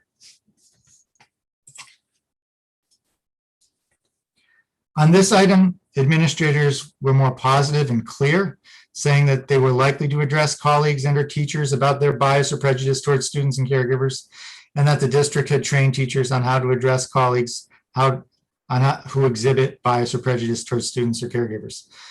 Administrators play a major role in planning professional development and in enforcing the district's many anti-discrimination policies, so it does not surprise me to see them responding more positively than the teachers on these items. The next growth opportunity is to provide professional development and foundational literacy skills. We also have an opportunity to enhance the equity of our system by using evidence-based literacy practices. This is a timely finding because Massachusetts has just issued its first guideline on literacy strategies to be used in the Commonwealth to prevent reading failure. This document is something everyone should read. It's an excellent summary of the empirical evidence concerning the most effective ways to help the broadest range of students reach the highest levels of reading achievement. It also has extensive references for those who want to dig more deeply into the evidence base of the science of reading. I believe the new guidelines will powerfully influence how reading is taught in Northampton and across the Commonwealth, and getting more students to higher levels of reading achievement is going to be a very powerful equity strategy. We asked teachers if they were trained in the science of reading to build foundational literacy skills. 55% of elementary teachers felt they were. 42% of middle school teachers felt they'd been trained to support students who needed help to build foundational literacy skills, with almost as many feeling they'd been trained to develop literacy across the disciplines. However, fewer than 12% of high school teachers said they'd been trained on how to support students who needed to build foundational literacy skills. And I'll just say, when I was a high school teacher, I would have been among the 49% who disagreed or strongly disagreed they received this training. It is just not a part of teacher preparation programs that many high school teachers are graduating from.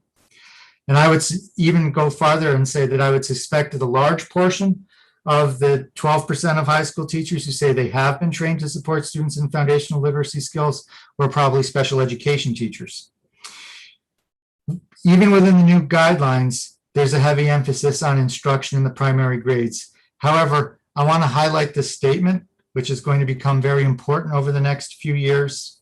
This is from the new Massachusetts guidelines, quote, "Participants noted the important role of a robust curriculum and universal Tier 1 support in preventing and addressing reading challenges. Stakeholders described a critical need for research-based curriculum that feature clear and systemic instruction in foundational reading skills, including phonemic awareness and phonics. Participants considered thoughtful integration of dyslexia screening tools with rigorous classroom instruction in the general education setting as essential to addressing students struggling in reading.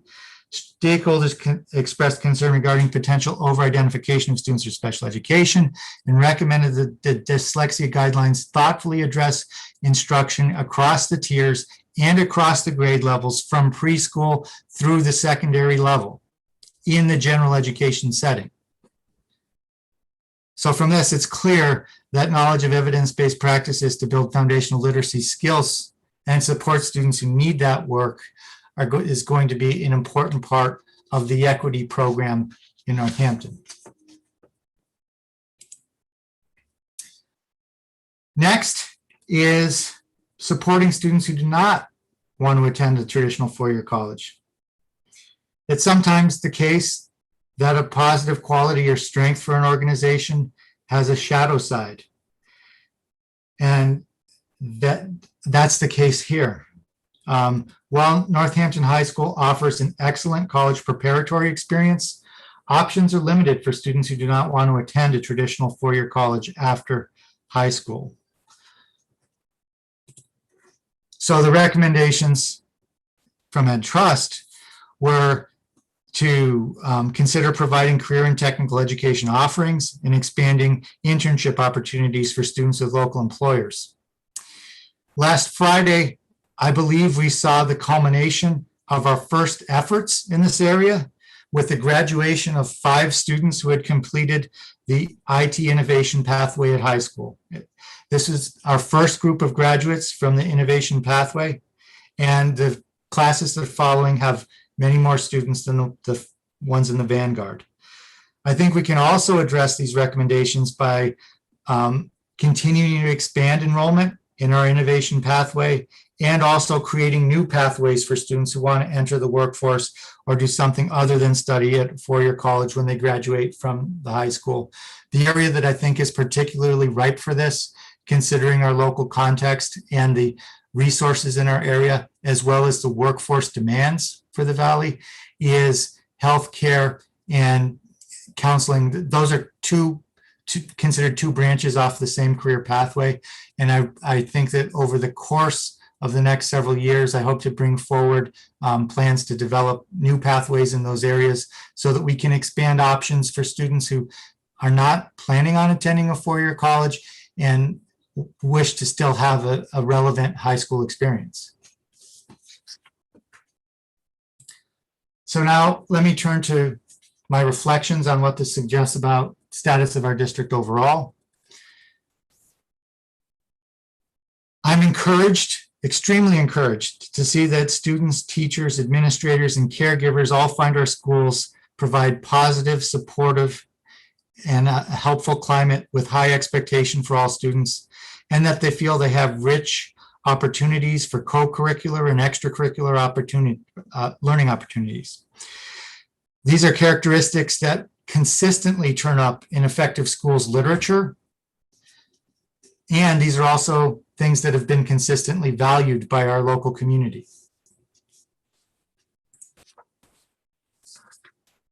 In my opinion, our most extensive and meaningful opportunity for enhancing excellence and equity lie within the instructional core.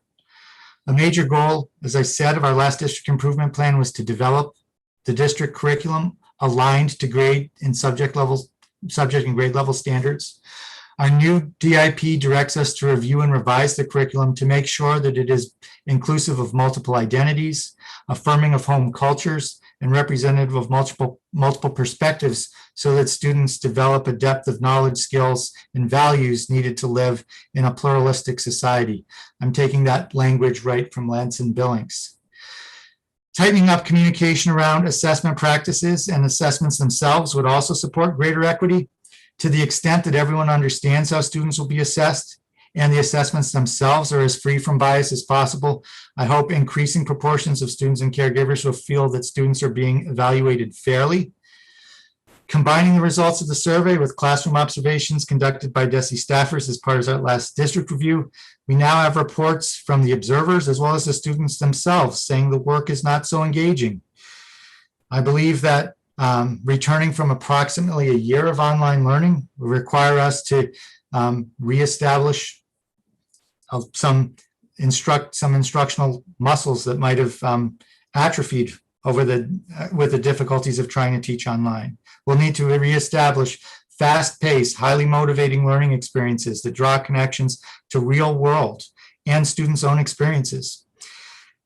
As is strongly suggested in the Massachusetts Dyslexia Guidelines, another instructional core piece will be to make sure that all students receive evidence-based reading instruction within a multi-tiered system of support so that more and more students can reach reading mastery.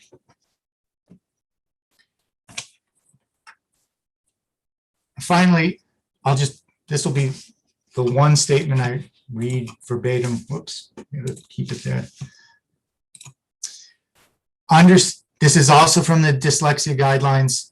An understanding of basic literacy development is strongest among elementary school teachers and declines among teachers of older students. The new Massachusetts Dyslexia Guidelines clarify, quote, teachers across all tiers of instruction are responsible for delivering evidence-based supported practices to students with and without dyslexia. Instruction at each tier should be fully aligned with consistent teaching and practice strategies so students learn reading skills to mastery. So we'll be talking a lot about that in the upcoming years.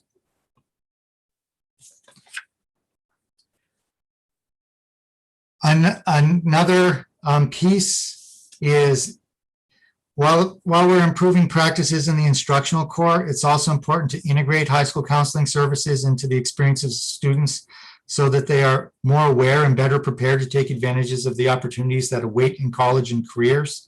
As I discussed tonight, we're already working on some ways that we can go about redesigning the counseling process. I believe clarifying the district's discipline practices and ways of responding to incidents of bias is mainly a matter of education and communication. The district has many instruments and processes for addressing behavior that violates the code or any of the district's anti-discrimination policies. However, the procedures are sometimes complex, and the end result of a complaint is not often able to be shared with the person making the complaint due to privacy concerns. But I believe we can remove some of the uncertainty about this through direct and explicit communication and education concerning our processes with respect to discipline and responses to bias. Even before receiving the results or developing our new DIP, increasing our responsiveness to student and caregiver concerns was an important goal to us. So much so, we created the position of Family and Student Engagement Coordinator as part of the FY20 budget. I've mentioned before that the administrative leadership team and union president is currently enrolled in a 2-year culturally responsive leadership practices academy. As part of that academy, we were required to design and implement some kind of culturally responsive intervention project.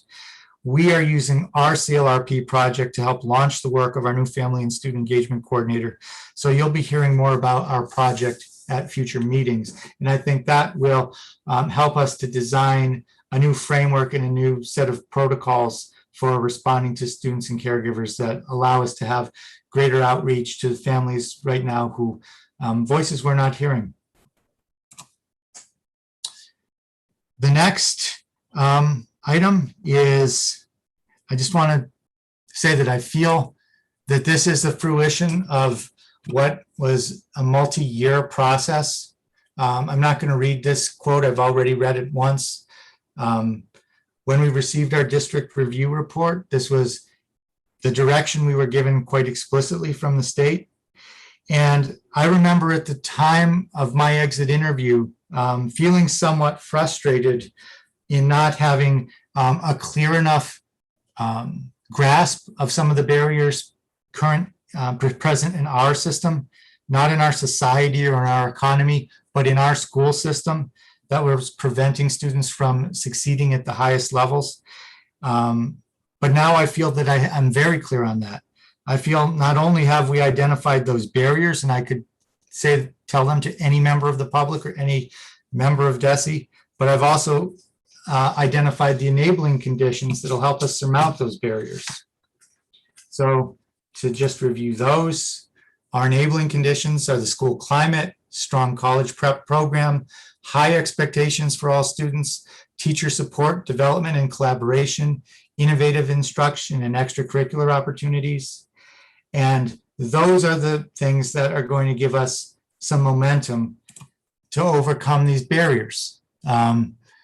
Insufficient culturally sustaining curriculum and practice, limited teacher training and foundation literacy, lack of clarity in possible bias in teacher assessment practices, limited contact with guidance counselors, lack of equitable responsiveness to caregiver concerns, lack of clarity concerning student discipline processes, lack of clarity concerning the district response to incident of bias, and limited support for students who don't want to attend a four-year college.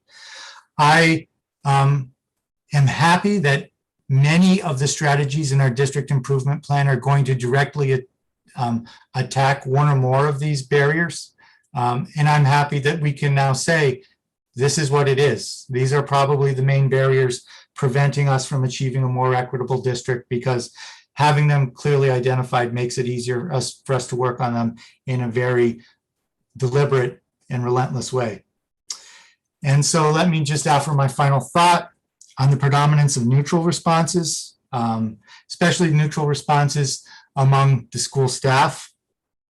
And this is just speculation, but in part not speculation because I was talking about my own responses and I know why I responded the way I did. But when I was filling out my version of the survey, was neutral on a lot of things. And my reason why was that I know we had done a tremendous amount of work over the course of the past 5 years to create a more equitable district.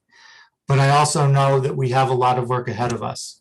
And so I felt that we were sort of in the middle of a journey, and I felt that it was right to respond neutrally because of that.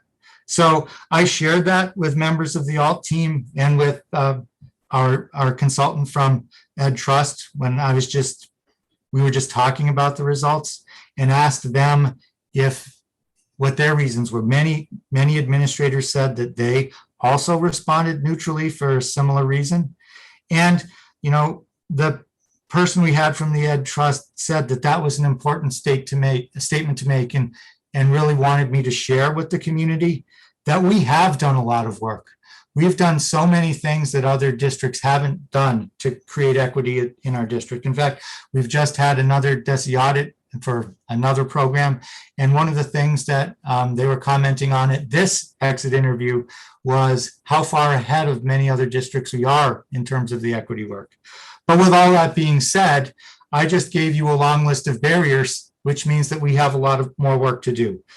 So that's my feeling about my neutral responses that I made. I think that may be representative of neutral responses made by many employees. And I think it may be a good way of locating us on the map of where we are in this journey to try to create a more equitable school district. Thank you very much, Dr. Provost. I know that was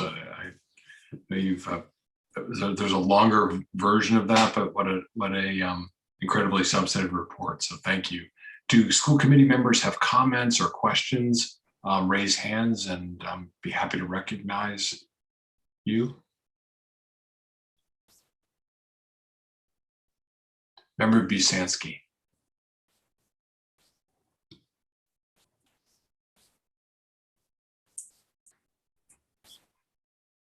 Member Busansky, there you go. You're muted. Okay, thank you so much, Dr. Provost, for this report. I guess I'm wondering, in terms of when next year, when we do work harder to get sort of more of voices into this process that we haven't heard from so far, seeing as it was, mostly white caregivers, I guess a little bit more diverse in terms of students. I just wonder how you're going to sort of incorporate those responses. We're sort of making a lot of determinations on this presentation, but it seems like there's still a lot to hear from other people who weren't represented in this survey that might change what we're discovering and how we want to respond to it. Great question. So one of the things that we will be doing just operationally to try to include more folks is paper and pencil and at in-person events. So I think that may help us gather voices from folks who did not respond to this opportunity. And if that turns out to show us a different picture of the district, then we'll have to shift our strategies. If it turns out that some of the barriers aren't really barriers, or that there are other barriers that maybe pop up because of the new results that we see, then we'll have to make adjustments. So, one of the things that I've always said about long-term plans like district improvement plans is that nobody has a perfect crystal ball to see what the needs are going to be 3 years in advance. So, they provide a good direction, but can't be, perfectly followed to the letter. It has to be a process of taking in new information as it becomes available and making adjustments if you find out that some of your assumptions were wrong. Right. Okay. And then my other question is about students who are not interested in a four-year college path. And I appreciate, I've always kind of wonder if the real answer is to therefore embed more career opportunities in high school, or is it that we just need a stronger guidance program geared towards helping students who don't want to go on to four-year college find other vocational institution, vocational paths, other career paths, etc.? So I think it's both. I don't think it's an either or. There are also some limited opportunities in the world of vocational and technical education, right? I can say we are fortunate to have Smith Voc in our city, and we have a number of students who attend, but not all students necessarily who want to attend a traditional vocational school. It's not like students either want to attend a traditional vocational school or go to a four-year college. Some students want to attend our high school, but also receive some kind of training that would prepare them for something maybe that's not offered in any of the shops they see at Smith. So it's both. Okay, thank you. Thanks so much. You're welcome. Member Seraphy Cox.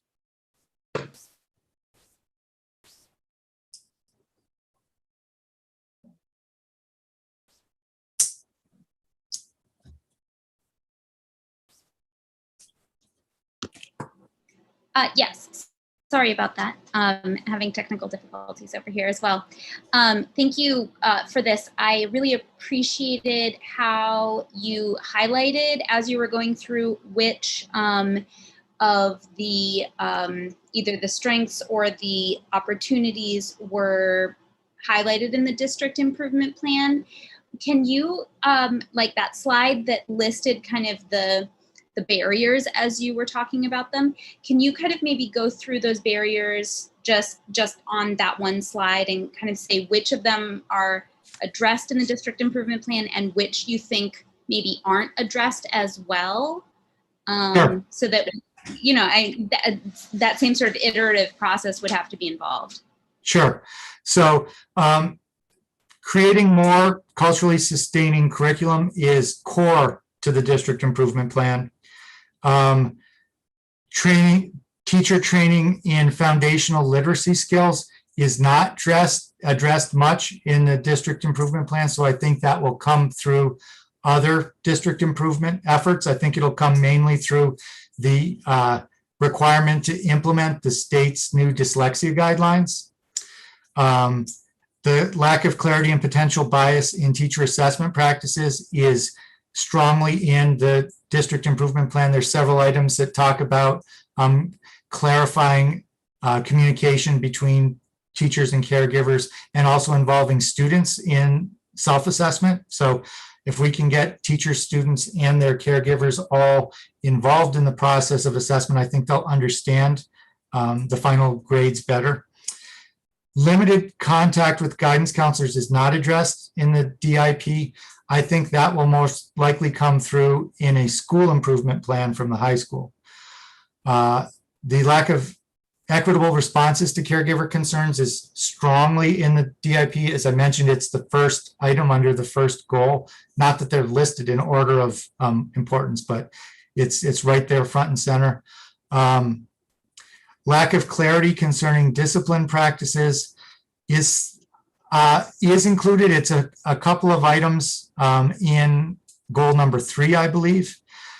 Lack of clarity concerning the district response to instance of bias is also an item. I think that's a very discrete item. As I mentioned, I think it's a matter of really direct and explicit instruction and communication around what our practices are. I think the new policy, if it's developed by or adopted by the school committee, will also really help with that.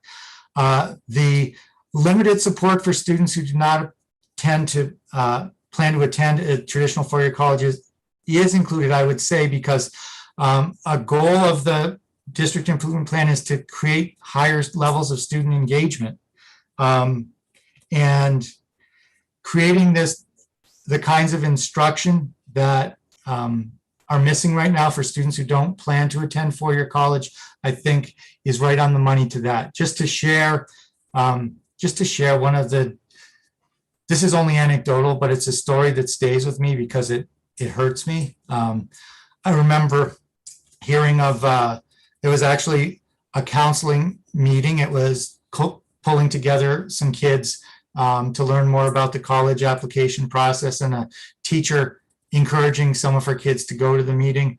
And they said, no, that's not for us. That's only for kids who want to go to college.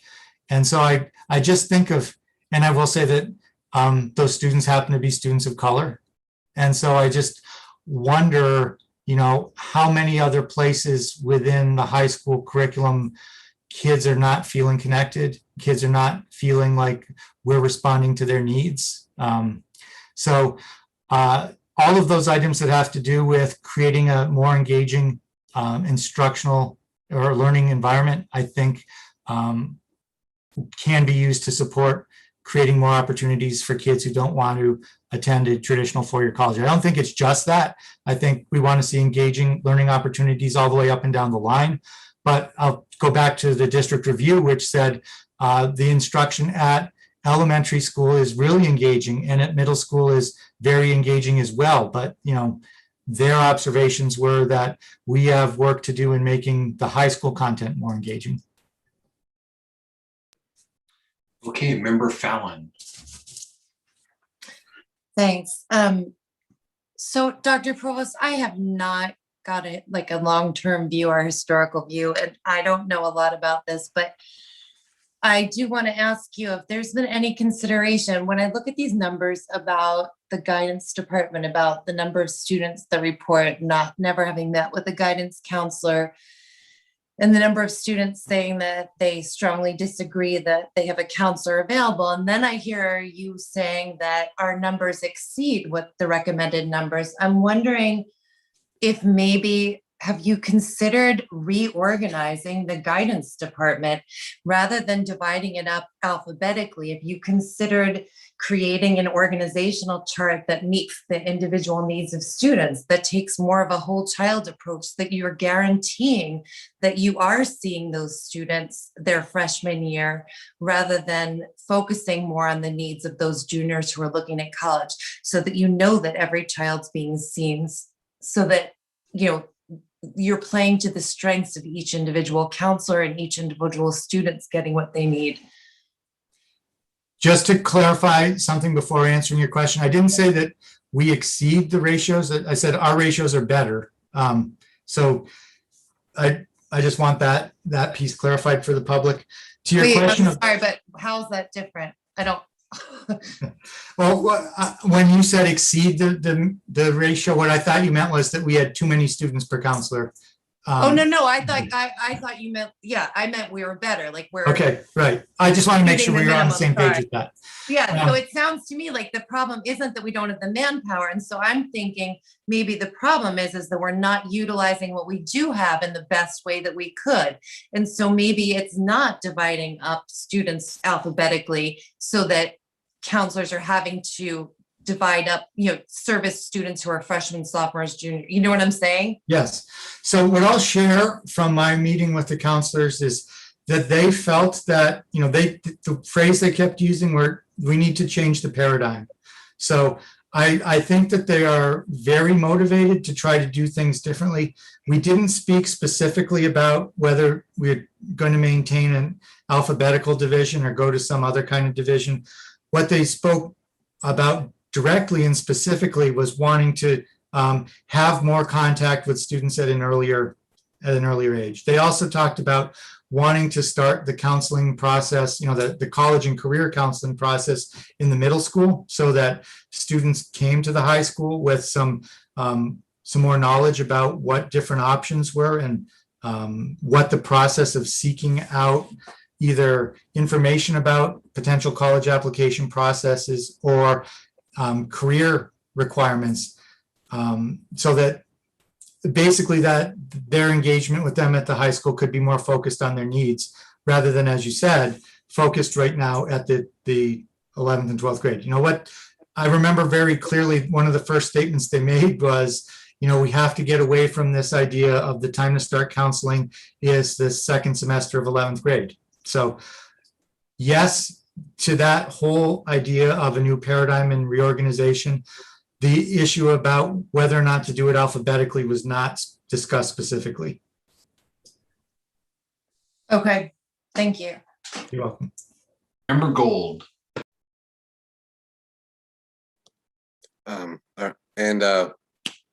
General Co, thanks again for this presentation. Certainly was helpful that you were able to take the 300, I think, 23-page report and bring out the highlights and the important pieces for us. So I appreciate that.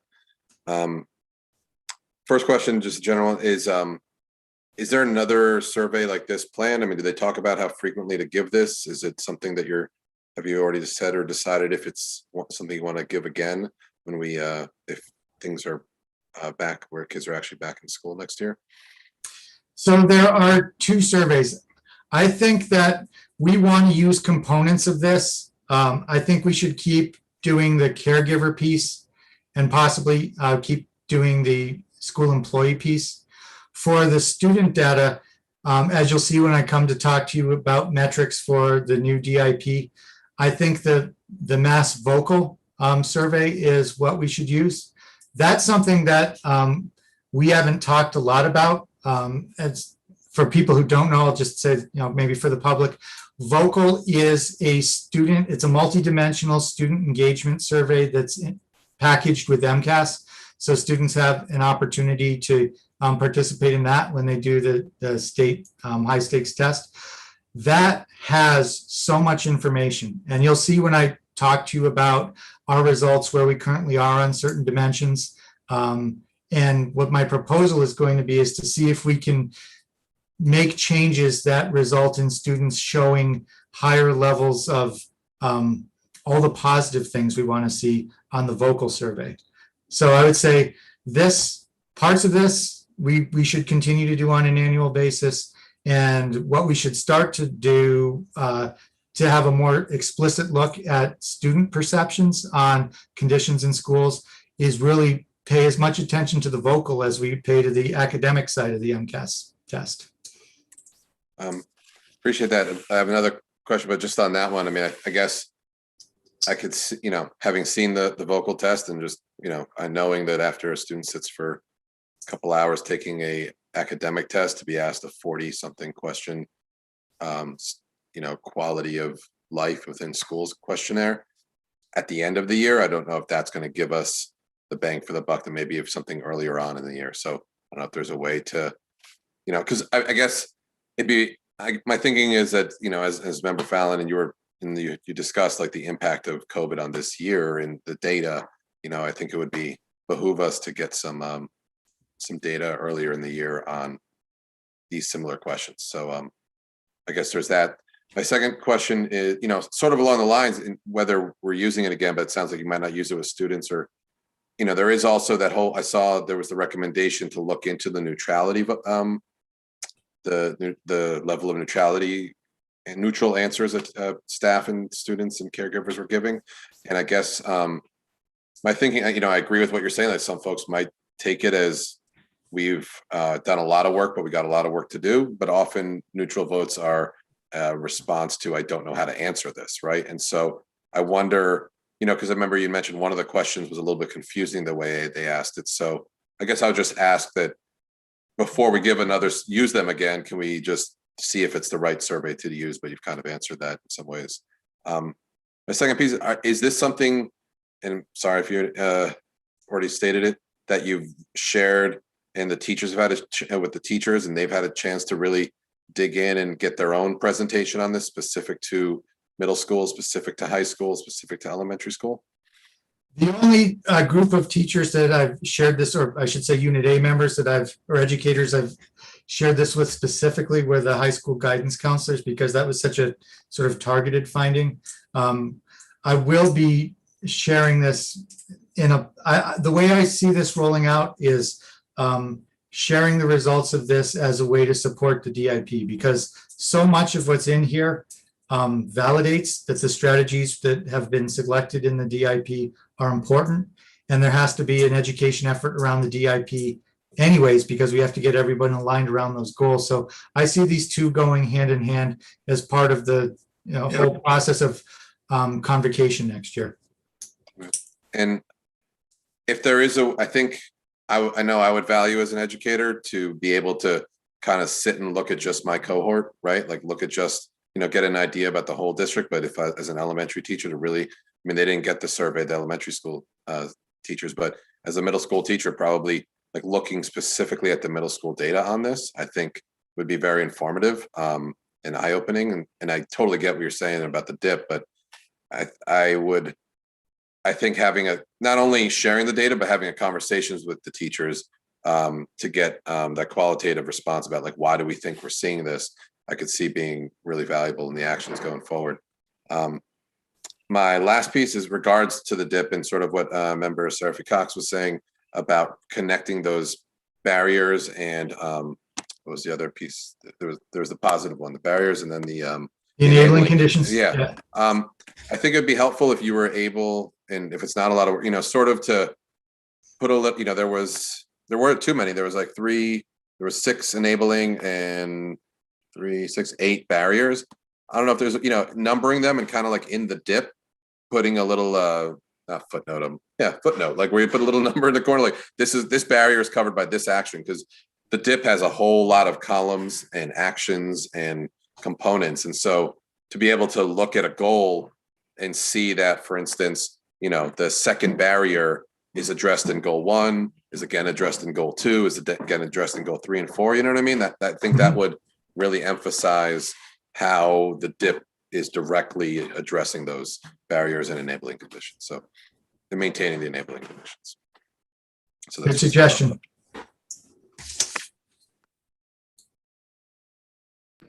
Okay. I don't see any other hands, so thank you very much, Dr. Provost, for that. I really appreciate it. And we'll now move on with the rest of the agenda. I'm actually going to go back up to item B, the vote to approve the NEF small grants. I believe Dale Melcher is now with us on the call. So Dale, if you wanted to go ahead and unmute, and I would ask you to please present the NEF Small Grant Awards as proposed. I'll try to unmute you.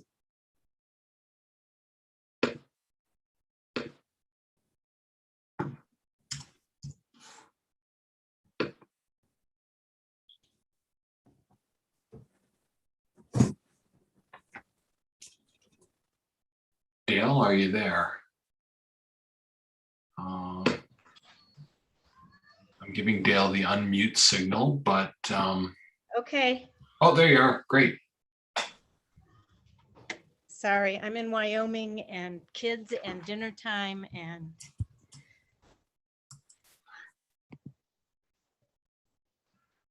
okay. Thank you all. I am here to ask for you to accept gifts in the form of small grants to teachers from the Northampton Education Foundation. I believe you all have the list of 7 grants that we would like to fund. We're offering a total of $19,050 to the following 7 grant applicants. I'm going to begin with the second one, Empowering Youth, How to Be Racist, How to Be Anti-Racist, which is year 2 of a grant at Jackson Street School. In year 2, the students and educators will continue to work with Tiffany Jewell, who is a Black biracial writer and anti-racist educator and consultant, to engage in anti-racist dialogue, learning, and practice. And this is in all grades at Jackson Street.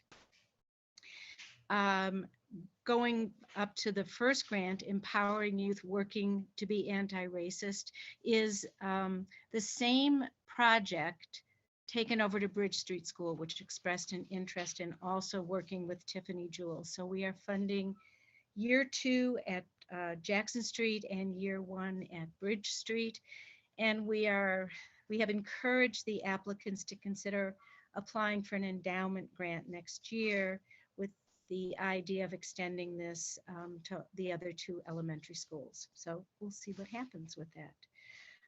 The third grant is Building Resilience in Northampton Public Schools, the Onward Book Group. And this is for all educators at NPS. They're going to use the book Onward, Cultivating Emotional Resilience in Educators. And we're very excited about that grant. The fourth grant is called Underpass and Kids Need Art, and it's a collaboration between the art programs at JFK and the high school to work with a local artist, muralist, Kim Carlino, to develop a mural for hopefully the underpass leading into town from the new Rotary. And if they are unable to secure DOT approval for that, they will be coming to the school committee asking for permission to do a mural at either the high school or the middle school. And they're going to be working, I think, on those two possibilities simultaneously to ensure that there's time to carry out this project.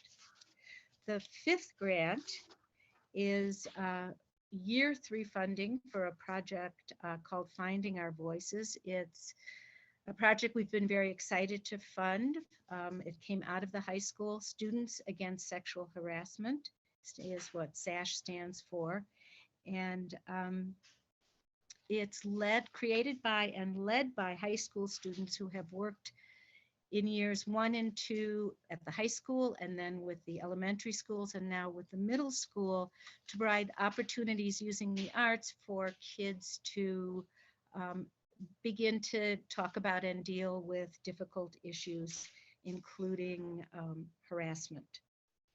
Grant number 6 is to help create affinity support groups throughout the district. We understand that the district is supporting this with staff stipends, and we are going to pick up the rest of the cost of creating these different affinity groups and working collaboratively with the school system.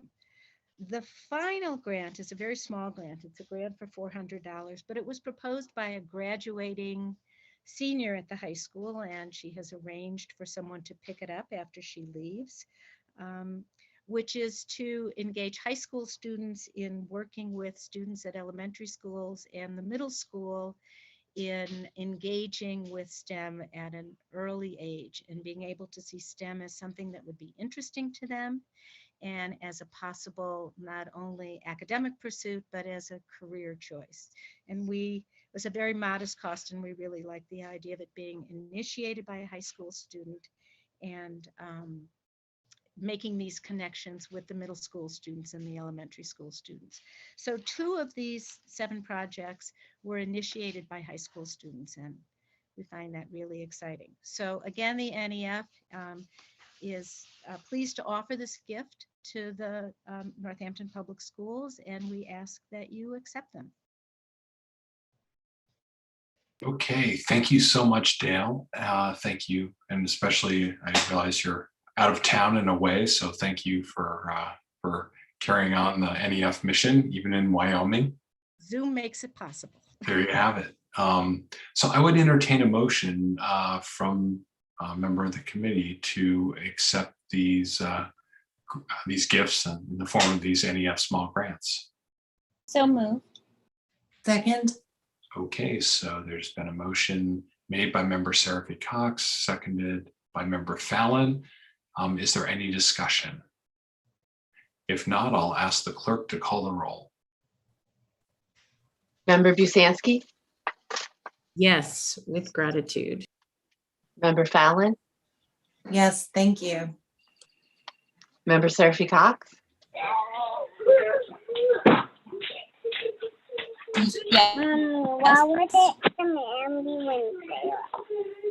I think I heard a yes. Member Condon, Yes, thank you.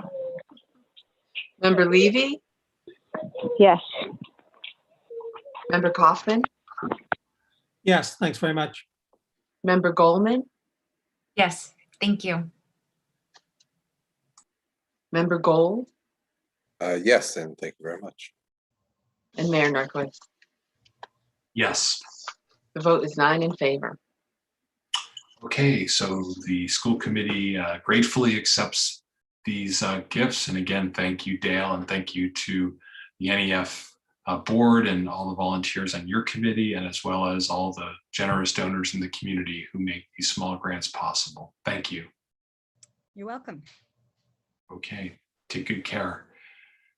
Okay, so now we are going to go back to the regular agenda order, and we will now move to item E in section 7, which is a vote to support Massachusetts House Bill HD 548, number 926, an act relative to improving pesticide protections for Massachusetts school children. This is an item that was recommended by Member Voss, who couldn't be here. So I believe Member Busanski will be speaking about it tonight. So I'll turn to Member Busanski. Thank you, Mayor. Yes, I found out 2 days ago that I would be presenting this. So I'm going to try to do my best to provide the committee with as much information as I can. And I apologize for the last minute information sent around this afternoon, but again, I just went about sort of gathering more information for the committee and I passed it along as soon as I could. So let me just preface it by saying that while Budget and Property is looking at this issue of pesticide use, we first met on March 11th, 2020, I guess, 2 days before we shut down basically for the pandemic. We had a Budget and Property Subcommittee meeting on this subject. And we quickly after that decided, so we did some preliminary work on it, but not, we really had only just skimmed the surface. And then we quickly put that aside in order to deal with more pressing issues and make time for all the more pressing issues of the pandemic. And as you know, in our last meeting, we agreed to come back to it, and we had sort of wrapped this bill into it. Since then, as I mentioned earlier, we've been unable to schedule a meeting, and it looks like we won't be meeting till end of June or beginning of July. I also learned that the hearing date was July 13th. So the idea was to get this endorsement decision made in time for the hearing date, which has now actually, I just learned in the middle of the meeting, it looks like it's been moved to the fall, but I still believe there's good reason to support this now. But that is a little bit of new information that I wanted to share with everyone. And, and the other part of it is just that I want to decouple the issues in general, because I think the bill is separate from making our pesticides decision. One will inform the other, of course, but they're not one and the same. So we can endorse the bill without having our done all of the review of pesticides in the schools and how we want to move forward on that. Okay, so now a little bit more information. In our initial discovery in the Budget and Property Subcommittee meeting, and Member Gold, our superintendent, please, feel free to chime in since you were also there 16 months ago. But my recollection is that what Tony shared with us is that we use pesticides mainly on our playing fields and a little bit of Roundup, which is which is exactly the pesticide that they're trying to ban in this bill, on some kind of weeds, a little bit here and there elsewhere. So, and I know that Superintendent Provost sent around earlier tonight some kind of an estimate of it would cost $80,000 to make that change. I don't think we're quite there yet, Superintendent, of saying exactly how much it'll cost. But again, that is not exactly what this bill is about. That's a process we're undertaking to look at our pesticides use on school property and what it would take to actually not use those types of pesticides on school property.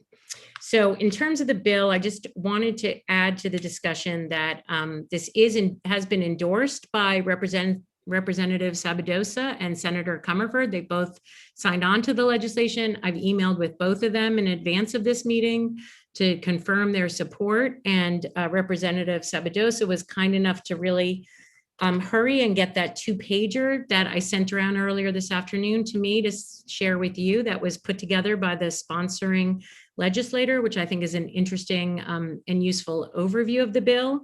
And I think the other really important thing in all of this to note is that that we have a Northampton City ordinance that was passed in 2019, which is called, hold on, I got a couple screens up here, so let me just make sure I can.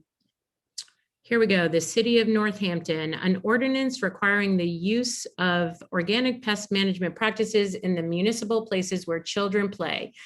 Quote, keeping children safe from pesticides, unquote. And this ordinance was put together after a lot of thought from the Select Committee on Pesticide Reduction, who put out a report in November of 2019, which is a very long report that you can find on the city's website. And so this bill from the state legislature really aligns with what the ordinance is. And it's ironic that we would have a citywide and school committee property does not fall under the purview of the city ordinance, which is why it's still an issue with the city, in our school district. But it is the keeping children safe from pesticides citywide ordinance. And it seems like we should really work to kind of align our goals and with our city ordinance that we have in our school district as well. So and that's what I present to you today. So I see the superintendent has his hand raised. Dr. Provost. The only update I have to offer, thank you for that great summary of our work. In the interim, since COVID, we have stopped using Roundup. So the herbicide we use now is a organic, I believe it's a citrus fruit based product, but that's the only new change since the last time we met. That's a major change, Dr. Provost. But I guess we didn't get to our budget and property subcommittee meeting to have that discussion. So thank you for that update. So it seems all the more that this bill aligns with our city, which now aligns with our school practice, is what I'm hearing. Not quite. I mean, we still do have some other product. We do use a pre-emergent for crabgrass control. But I remember at the time that the very concerning product we were using was Roundup, and we have gotten that out. Great. Member Gold. Yeah, and if Member Basansky and Dr. Provost, you could help me remember. I think one of the things that was being shared by the folks that were maintaining the school fields and all that was that other districts that have tried, they brought up, I remember Amherst was brought up as having tried that, and it turned their fields, and I think the word like Dust Bowl was shared. And so there was concern from the Northampton's team that takes care of the fields that like we would go down the same path if we tried that. And so I do, I love the idea of, who couldn't really like the idea of not using pesticides, but I was struck by that being shared by them, that in a local district that did try it, they now can't even, some of their fields are unusable. I think I remember is what was said at the meeting. And so they were very hesitant to go align the schools to what the city is doing because of what they saw was happening in neighboring districts. Right. And I think that's why I would just kind of urge us to consider this legislation separately from the work that we're doing in the Budget and Property Subcommittee to make this determination. I think Amherst is certainly one example, but Florence Fields is organically managed, and that looks like beautiful green grass to me. So there has to be something different going on. And so I just don't think we're there to make that determination yet on what's the best process or what even is the cost for moving forward. And that this legislation is, that was kind of my reason between trying to decouple them. Okay, so again, just want to remind folks that we are focused on the question of endorsing this particular piece of legislation and not moving into a discussion of school pesticide policy, which wasn't on the agenda. Let's go to Member Fallon. Yeah, I guess that was really my question. I understand what Member Busanski is saying. So by endorsing it, we're not binding ourselves into further action, right? We're just saying that, and typically when we, even if this were to pass, there would be usually a couple years because it would be essentially an unfunded mandate, right? Where for implementation before they don't just immediately say like, okay, you have to stop using it. if it's gonna cost us money, right? Sorry, I see Dr. Provost is waiting to talk. I can give a direct answer to that question. I read the legislation earlier today. It was to go into effect 180 days after passage. So, though it says an act relative to improving pesticide protections for Massachusetts school children, but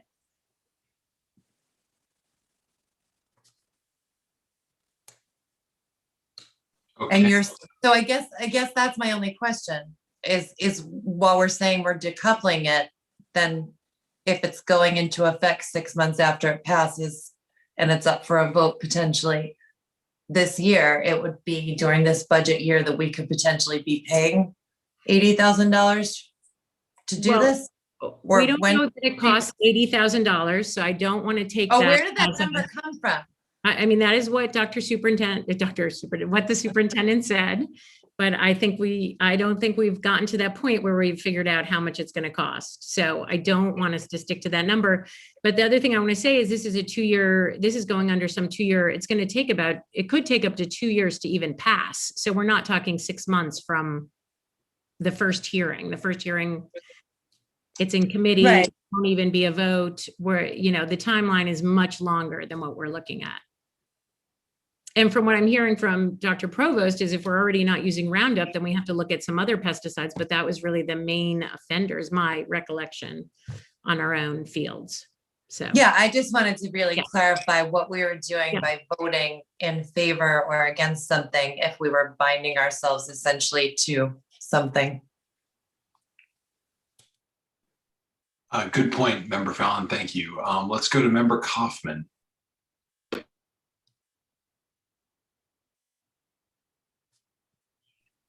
Yeah, I just want to add real quick that I think that I don't know who would be against this if it was a non-funding issue, if there was some type of alternative, which I know there is, organic or otherwise, to help. I'm sure there would be a terrific amount of support. The funding is the major issue, but if we can support the state, this sort of state legislation, it makes sense to me that as an unfunded mandate, that there would be an effort on the part of legislators to get some funding out to schools or otherwise to make it more doable, to ensure that people could abide by the law. So I would certainly be fully supportive of this avenue, and we can talk about whether this passes or not, and whether we as a district want to go ahead and take some other proactive stances could occur at a later time. So I certainly am anticipating voting for it if we get to a vote. Excellent. Mr. Gold or Member Gold, your screen says Mr. Gold. I swear I changed that once already. No problem. So I guess, I hear the idea of decoupling the two, but I also see sort of as Member Fallon was saying, but also like the impact potentially of us saying we support this bill when our maintenance team and Tony and them are saying that if we try this, our fields are going to turn into dust bowls. And so I guess considering that you said that we have until the fall for it to actually be voted on, I feel like it behooves us to maybe postpone the vote to the next meeting when we can ask Tony to come and talk to the whole school committee about this bill and what, aligning Northampton's schools to this bill would mean for us, and maybe getting a better idea of what the actual cost would be. So that would be I guess motion. I guess I would make a motion to postpone the vote to the next meeting, and we would invite, if possible, I don't know Dr. Provost, they're available, but Tony and his team to give us feedback on the bill prior to our vote. So that's a motion there. Okay, so there's a motion to postpone consideration of this measure. Is there a second on that motion? Second. Okay, so there's been a motion made and seconded. Member Busanski, you have your hand up.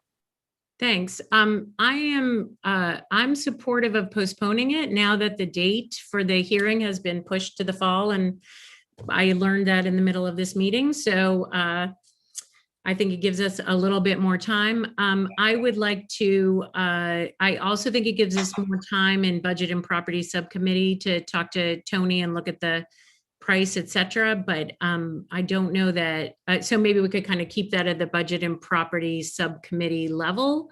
Though I don't know that we will be meeting by July 8th, I guess, is our next meeting. But, you know, I think there's a lot more people that we need to talk to than just Tony. It's a bigger issue about how we could go about not using pesticides on our playing fields and on our school property, because again, Amherst is one example, Florence Fields is another example. There's a lot of other school districts other than Amherst that do not use pesticides on their playing fields.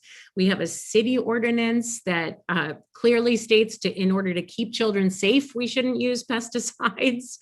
And yet on our school property, we're using pesticides. We just learned about Roundup tonight. So I'd like to postpone it till the next meeting, but I really think actually, to be honest, we probably have till even August to bring this back to the committee for a vote. And maybe by then we could have Budget and Property convene. Okay, so I've got a few more hands. So are you suggesting that? I guess I'm suggesting a friendly amendment, or I guess I'm suggesting, wondering if the motion maker would consider bringing it back in August after Budget and Property has had a chance to the August meeting, has had a chance to meet. Yeah, that's fine with me. Okay, so Member Goldman, do you wish to speak to this motion to postpone? Okay. Go ahead. Thank you. Yeah, I appreciate the motion to postpone to August, and would make a friendly amendment that we're not just postponing this vote regarding supporting the Mass House bill, but referring the issues of 926 in like alongside district use of pesticides, including alternatives and estimated costs. That's fine. And if this is being referred to Budget and Property, I just want to point out that I really appreciate the work of our subcommittees, and I'm not interested in redoing their work. And so I'm more inclined to favor this issue being taken up, continuing to be investigated by the Budget and Property Subcommittee, to be presented to the school committee, and not having that investigative work come into the school committee as a full committee, if that makes sense. Thank you. It does, and I believe, I don't recall when, but I know that the select committee, the pesticide select committee report was referred to Budget and Property. I don't remember when, but but I just know that COVID happened and a bunch of other things happened, so it sort of got waylaid. But but it sounds like that is the intent of the chair, is to catch up on that piece and have the two be aligned on the same timetable. So sounds like that's in line with the motion. Member Fallon?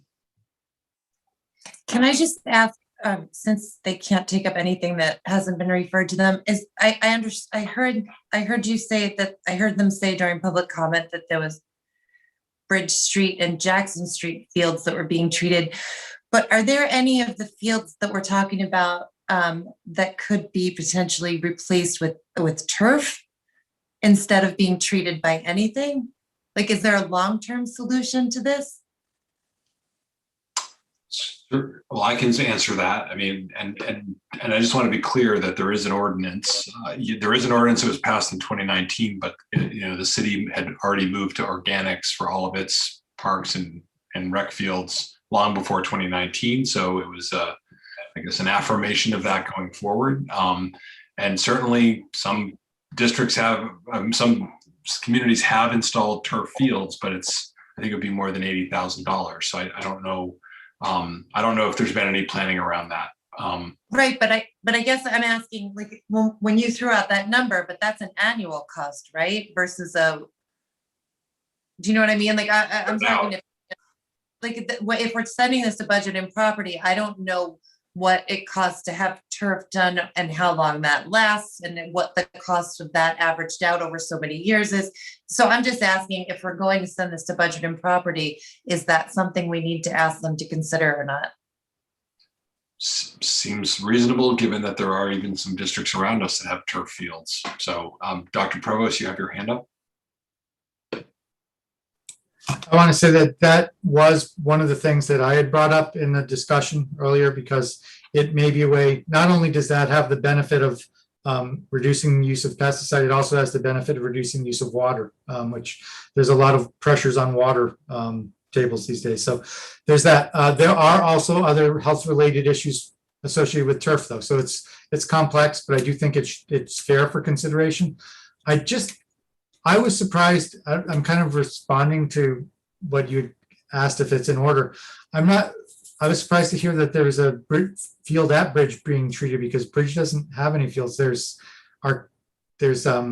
Arcanum. No, not Arcanum. There's the one in front of it, but that's not Bridges Street's property. That's Lamprey Park. Lamprey, thank you. Yeah. And that wouldn't be treated with pesticides. It's a city maintained field. Mayor So Narkowitz, we can we have get to- back to the bill, please, Mayor Narkowitz, or move on? We have a lot of agenda items. So, Yeah, well, there is a motion to postpone, so we do want to probably act on that rather than having the discussion tonight. I think that was the intent of the motion. thank you. So, Member Gold, do you have a parliamentary inquiry, or is it? Well, I just have because Member Fallon said we can't take up something that the school committee didn't tell us to take up, if I understood that right. And so I would just ask, do we have to get the school committee's directive to also invite DPW to figure out how do they do that magic at Florence Fields? Because it'd be good to hear them at that meeting, but if we don't, then We do not need the school committee's directive, I don't believe, to do that, or even to consider turf, so. Yeah, I think we're all set in that regard. Call the question. Okay. So then I'll ask the clerk to call the roll on the question of postponing consideration of this item until August. Member Fallon, Yes. Member Seraphy Cox, Yes. Member Condon, Yes. Member Levy, Yes. Member Kaufman, Yes. Member Goldman, Yes. Member Gold, Yes. Mayor Narkowitz, Yes. and Member Busansky. Yes. The vote is 9 in favor. Okay, so that item will be postponed until our August meeting. The next item on the agenda is item F of section 7, which is a discussion and possible vote regarding a new fee structure for leads before and after school program. And on this one, I'll turn to the Ward 7 school committee member Goldman. Thank you. This is a topic that really came up during the late start issue that we voted on, and I've been working with Superintendent Provost and some others, including Member Levy and members of the Leeds school community, about taking care of before and after school programming. And Superintendent Provost, if you would please go ahead and provide the slideshow, and then I can lay out details about the plan and then take questions.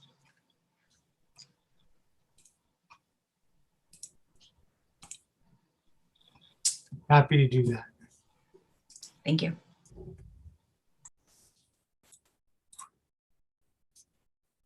So just to provide some context, I think really we're talking about the late bird program, which is the after school program.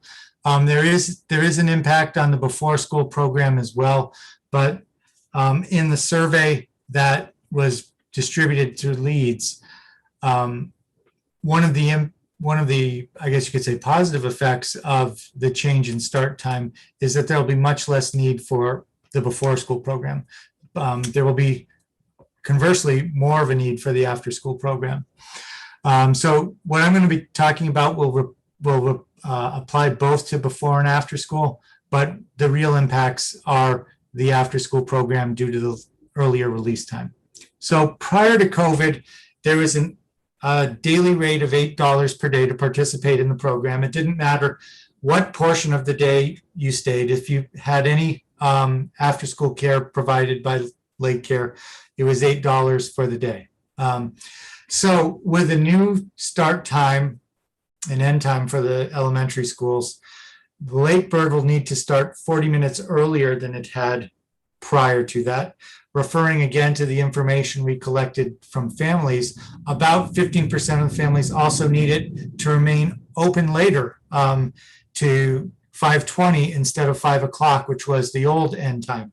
So for the families at Leeds, at least for a portion of them, there's a need for the program to be a full hour longer, not just the 40 minutes reflected in the earlier release time. So the question obviously became, so what will the fee structure be for the new program based upon the increased labor costs associated with more hours? The other thing that was happening concurrently that also impacted pricing for the program is Principal Wenz was bringing the program in conformity with the school district policy that requires any fees to be waived for students who are eligible for free or reduced lunch, or reduced for any families who are eligible for reduced lunch. So that impacted fees too. So one of the things that was done was a survey to Leeds parents, just asking what they felt a fair and affordable daily rate would be given the need to address both of these issues. By far, the range that was affordable for caregivers was $8 to $12 a day. So we have a solution that falls within the $8 to $12 a day. It's what I'm going to recommend, and I think it has a lot of benefits. The main difference is moving from a daily rate to an hourly rate.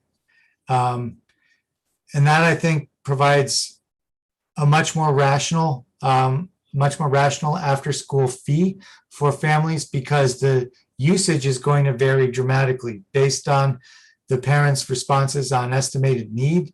It will be from less than an hour a day to 3 hours a day. So it doesn't make sense to me to say that it has to be in a straight across the board rate for all payers. However, going to an hourly rate involves a much more administratively complex program to administer than just doing a daily rate. The beauty of the daily rate is, you just take an attendance list and that's the fee. With the option of families paying different rates, not only based on where they fall on the slating scale, but also based on how much time they use the program on a daily basis, and with the ability to use the program for different times on different days, you really need to have someone who is responsible for coordinating the program, which you would think would drive up the cost. However, when you look at the additional pay that's currently associated with the individuals who are currently coordinating the program, that current payout is $42,000. So, and that's not being done on a full-time basis. So I think we could use that money to fund a coordinator who was full-time or pretty close to full-time, whose only job would be to keep track of the usage of the program, the staffing for the program, and to charge people the appropriate rates. The other thing that this would allow us to do is to come into line with the prior hourly rate. It was at most a 2-hour program before, so $8 a day works out to $4 an hour. If we did an hourly program based on the survey data that parents provided, we believed, and added the coordinator, we believed we could maintain $4 a day and $4 an hour. The $4 an hour brings it right into the affordable range identified by caregivers. You know, the top end of that was $12. If you were using all 3 hours a day, it would still only be 12 hours. This puts us right in the same rate for Leeds as is being charged by YMCA at the other schools.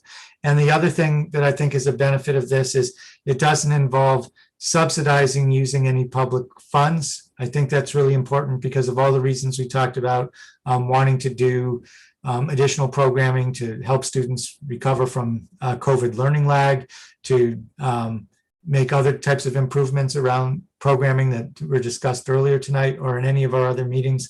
I really think it's important to reserve public funds for public uses rather than for the what I consider to be more of a private use of the after-school program. It also is clean because it doesn't raise the question of, well, if we're subsidizing with public funds program at Leeds, what amount of public funding are we willing to give to after-school programming at the other schools, which would then have us directly paying money to the YMCA essentially, which I think would be controversial and not a wise use of public funds.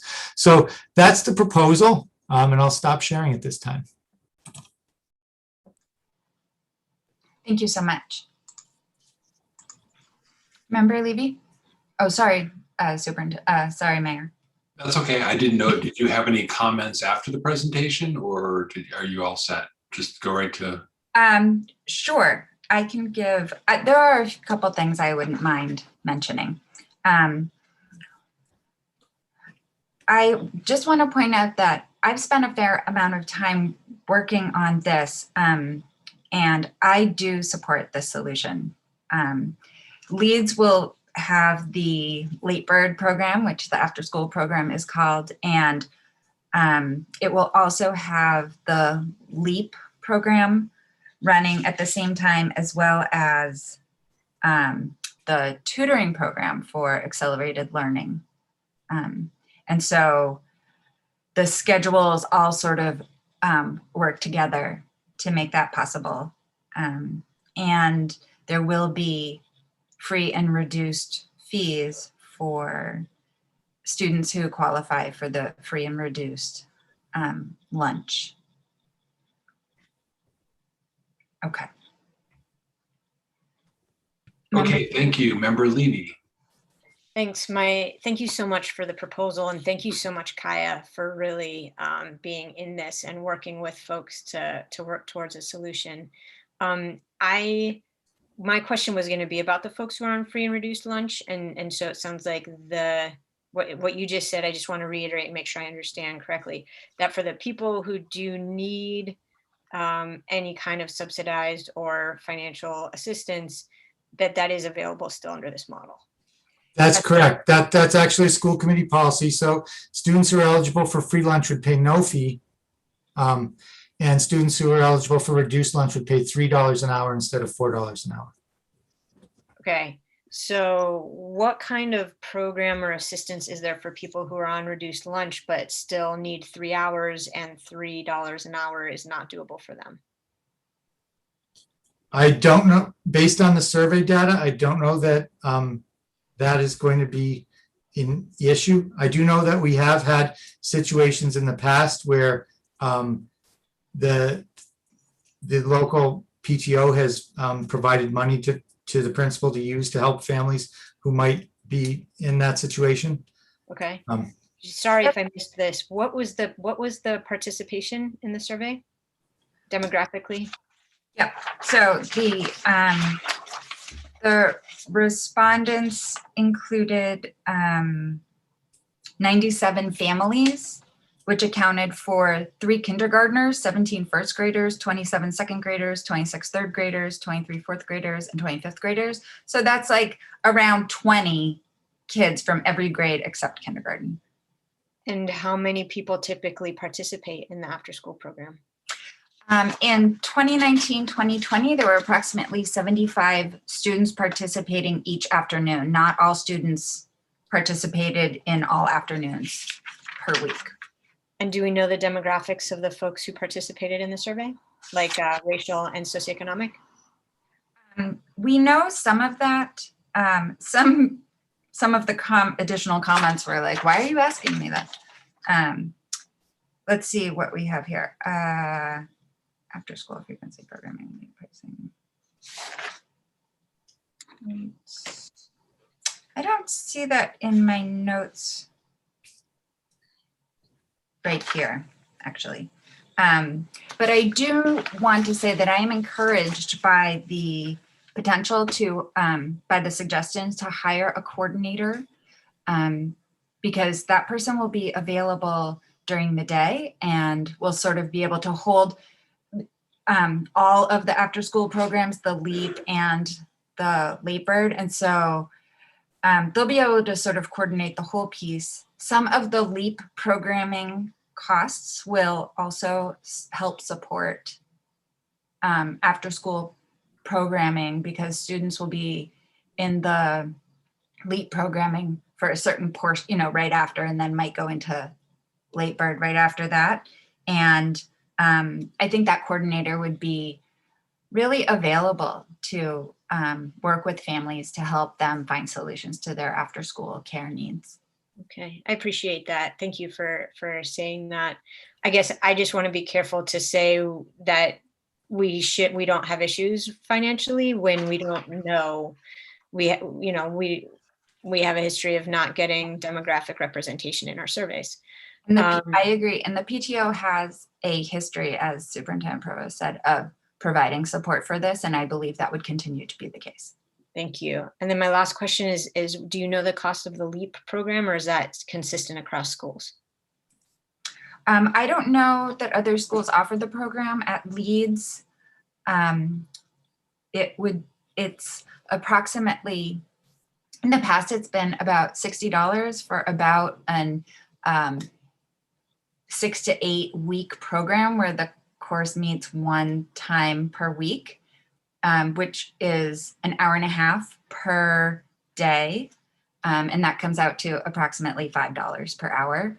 And because that is a school-sponsored program, that also would be free to students who receive free lunch, and reduced fee for those who are eligible for reduced fee lunches. Okay, thank you. Okay, Member Gold.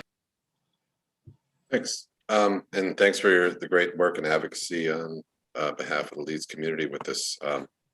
My question, it relates to that in the sense of, has the impact on the other schools, you know, what this vote would take place, what impact it would have on other schools, that have after school programs. Dr. Provost, I know you mentioned that the Y wouldn't be included, but at least I know Bridge has the base program, which was a very huge part of the after school program at Bridge Street School. And I guess I wonder if we know how that's going to be resolved at that school. I don't know if all the other schools have their own non-Y programs, but this could impact many other programs and potentially before school programs that are not Y based. So I would love to know, have all the other non-Y before and after school programs been looked at, and how this policy will impact those? Not policy, but this vote would impact those. Yeah. Oh, go ahead, Superintendent Provost. I was gonna say, I don't see any impact on other schools, which is one of the reasons why I think this is a good proposal. Every school, as you mentioned, does have its own version of an after-school program. At Leeds, it's LEAP. At Bridge Street, it's BASE. Those programs have additional time now in the after school. I think the main difference will be that some families who normally would pick up their students at the end of the LEAP or the end of the BASE program will then still have a need for after school care. And so one of the things that we didn't mention, but we had discussed, and so I'll just clarify, is that, you know, another benefit of the hourly rate available through this proposal is that families wouldn't be double paying. You know, they wouldn't be paying a daily rate for after school care plus a LEAP rate to participate in LEAP if they were doing both on the same day. I guess though, Dr. Provost, my question and concern is, have we taken into consideration that all the other elementary schools are going to be facing this new schedule, right? So like the BASE program last year and needing care after BASE wasn't necessary because BASE went until I forgot what time I would rush to pick up my daughters, but like 4:45, 5 o'clock or whatever it was, like those families are going to still need that as well. You know, like I think, I don't know if we've really assessed how many families at all the other schools are going to need late childcare then. So because of the earlier start for elementary, earlier end for elementary. So yeah, I would be surprised if there isn't a need, for instance, at Bridge to continue to have care when the traditional time of base and the Y ended previously. And I don't know about the other, you know, Jackson and Ryan Road yet at all. Okay, so let me clarify. I'm agreeing with you on the first point that I think you might have a gap period from the end of base till the time that you're able to pick up your child. However, I can say that the Y has restructured in order to be able to cover that after school time. I've talked many times with Kim Allure, who is in charge of the after school program, and they're doing registration for after school right now to go to the new end time, from the new end time of elementary to their traditional end time.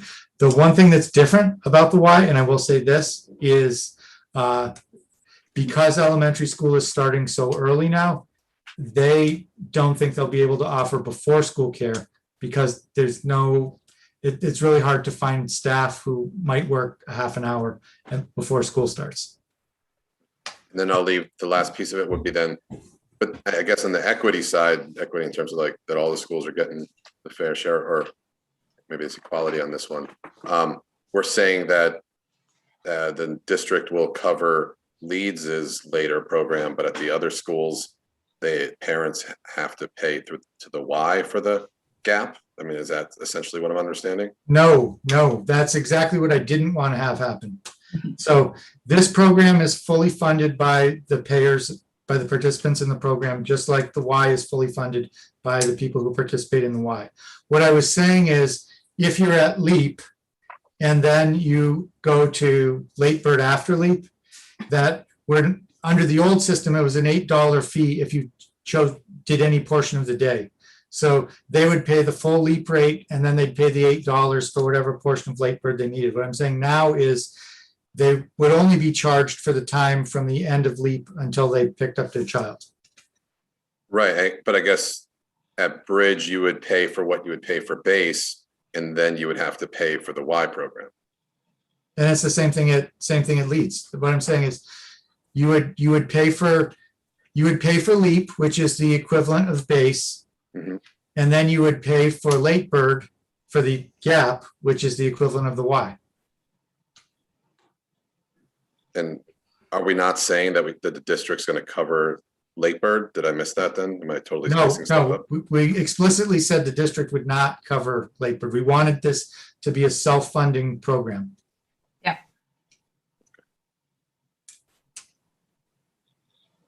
Okay, Member Kaufman. Yep, thank you. Thank you, Member Goldman and others who have been involved with this. This sounds like a very reasonable, well thought out idea.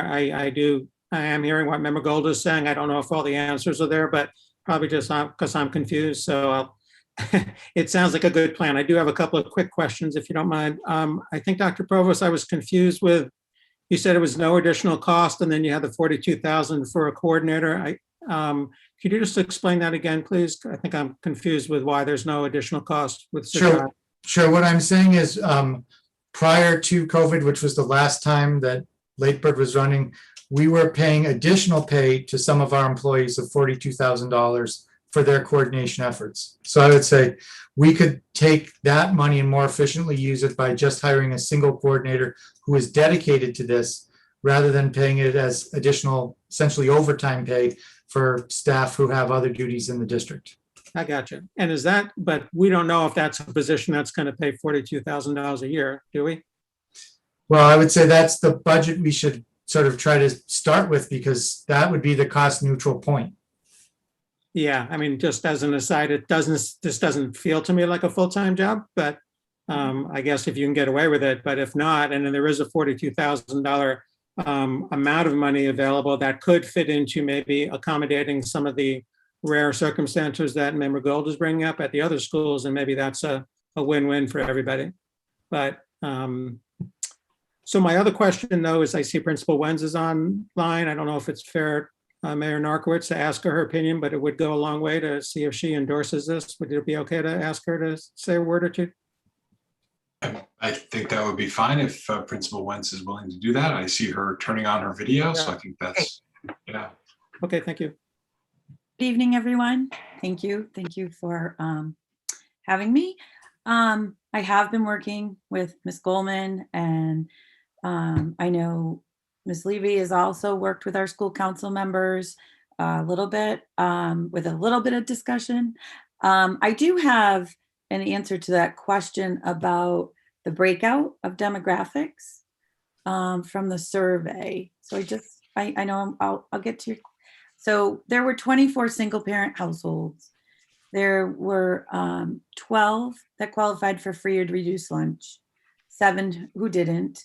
There were 3 who were experiencing financial hardship. 10 parents, I can't read this, 10 parents who identified a race other than white or Hispanic. And then 17 who were other than white or Hispanic. 1 was a veteran status, and there were 53 who did not, none of these descriptions applied to them, and then 7 who preferred not to answer the question. So there was a little bit of, just to give you a little bit of the demographic background. I do agree with this proposal. The other 3 schools have the YMCA. Leeds is unique and it has its own before and after school program. The 2 coordinators are employees of the school. So when questions would come in during the day for, oh, I need my child to come to Late Bird, or I need my child to attend LEAP, or my child's not attending LEAP, our office staff fielded all those questions. And you know, that taxes the office a little bit. So having one coordinator who could deal with both programs, a little more who's coming, who's going, staffing. The other 2 did a fabulous job. That's not the issue here at all. It's more just the coordination of the 2 programs. So I do endorse this project and this proposal. Okay, thank you. Thank you very much for that. Do you have any other follow-ups, Member Kaufman, or are you all set? Okay, I'm all set. Thank you. Member Gold. Yeah, I guess I would just ask that if we could please have the other elementary schools share with us at our next meetings early in the summer so parents can know how after school care is going to be dealt with financially. I think that's really, really important. One of the things you did say is that the Y is competitive. I mean, sorry, that the early bird is competitive compared to the Y. I mean, I don't know what the Y is going to be saying that the parents need to spend, you know, to make that later program happen after base, or whether or not even base, you know, specifically I'm talking to Bridge, but any other after school program, if all the other after school programs are happening, because if I'm not mistaken, I heard that the base might not be happening every day due to the tutoring program that's going to be starting. And so that opens up a whole thing. So I please, if we can, I don't know how, you know, I'll put it to the agenda setting committee, but I think relative to this discussion, it really behooves us in our July meeting to be able to inform families about after school and before school care at all our 6 schools. Thank you, Member Gold. Yeah, I just want to say I'm happy to meet with you or meet with other PTO or school council members to talk about the aftercare that's available, especially because of Late Start and also the accelerated tutoring program. And I'm certainly in favor of enrichment programs being available through the schools. And so I care very much about the family's welfare, not only for Leeds, but for the other schools as well. So I really encourage you and others to reach out to me to collaborate and put something together to make it really clear for all families in the district what their school has available to them. It's easy to get the schedule from the Y. They sent it out. I'm not sure when, but sometime in mid-May, I think they sent out an email with a really many attachments, very comprehensive, all the pricing. And I think a lot of families just rely on that. And because Leeds is so self-contained, it was really something that a problem we had to solve alone. There wasn't just clearly a solution that would continue to work. And especially because of the enrichment program plus Late Bird plus the accelerated tutoring program, there's sort of a dance there about that and which parts of that the district can cover and which part participants cover, and making sure there wasn't a gap. And we thought this was going to be a lot harder to solve when we started, and that's why it was so pressing. That said, to your credit, I feel like it was really important for us to put together a plan for this evening so that we could inform families about the plan for Leeds as soon as possible. I know they're already needing to know, what their kids are going to do after school. And that's certainly the case for all the students. I appreciate that, Member Goldman, and that's also, I'll definitely let the Bridge Street community and and make sure that all the PTOs here that they could reach out to Leeds on that. At the same token, I do feel like there's like an district leadership responsibility to make sure across district wide that this, there's a presentation on this for all the schools. And so I would love to see maybe for July that we can at least say that, here's a presentation on how early and late care is going to be addressed at the elementary levels. Yeah, that's a great idea. Okay, so I guess I'm not sure that we had a motion on this. Member Goldman, do you want to make a motion to approve this proposal?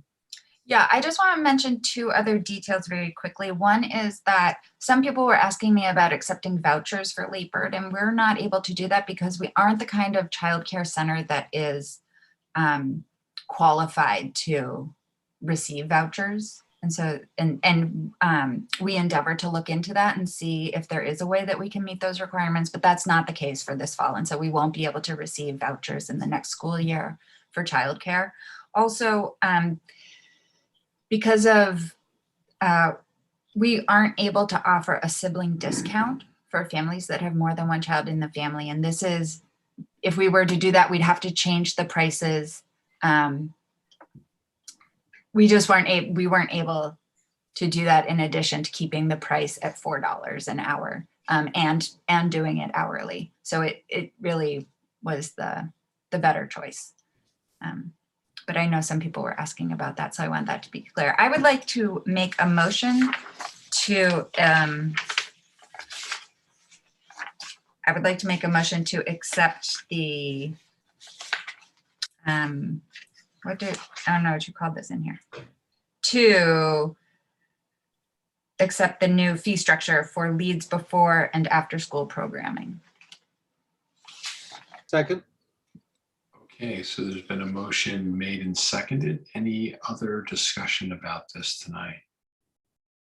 Hearing none, I'll ask the clerk to call the roll. Member Seraphy Cox has her hand up. Oh, my mistake. Member Seraphy Cox, did you have a question before the vote? Yes, apologies for not getting it up sooner. Superintendent Provost, can you talk through again about the change in staffing?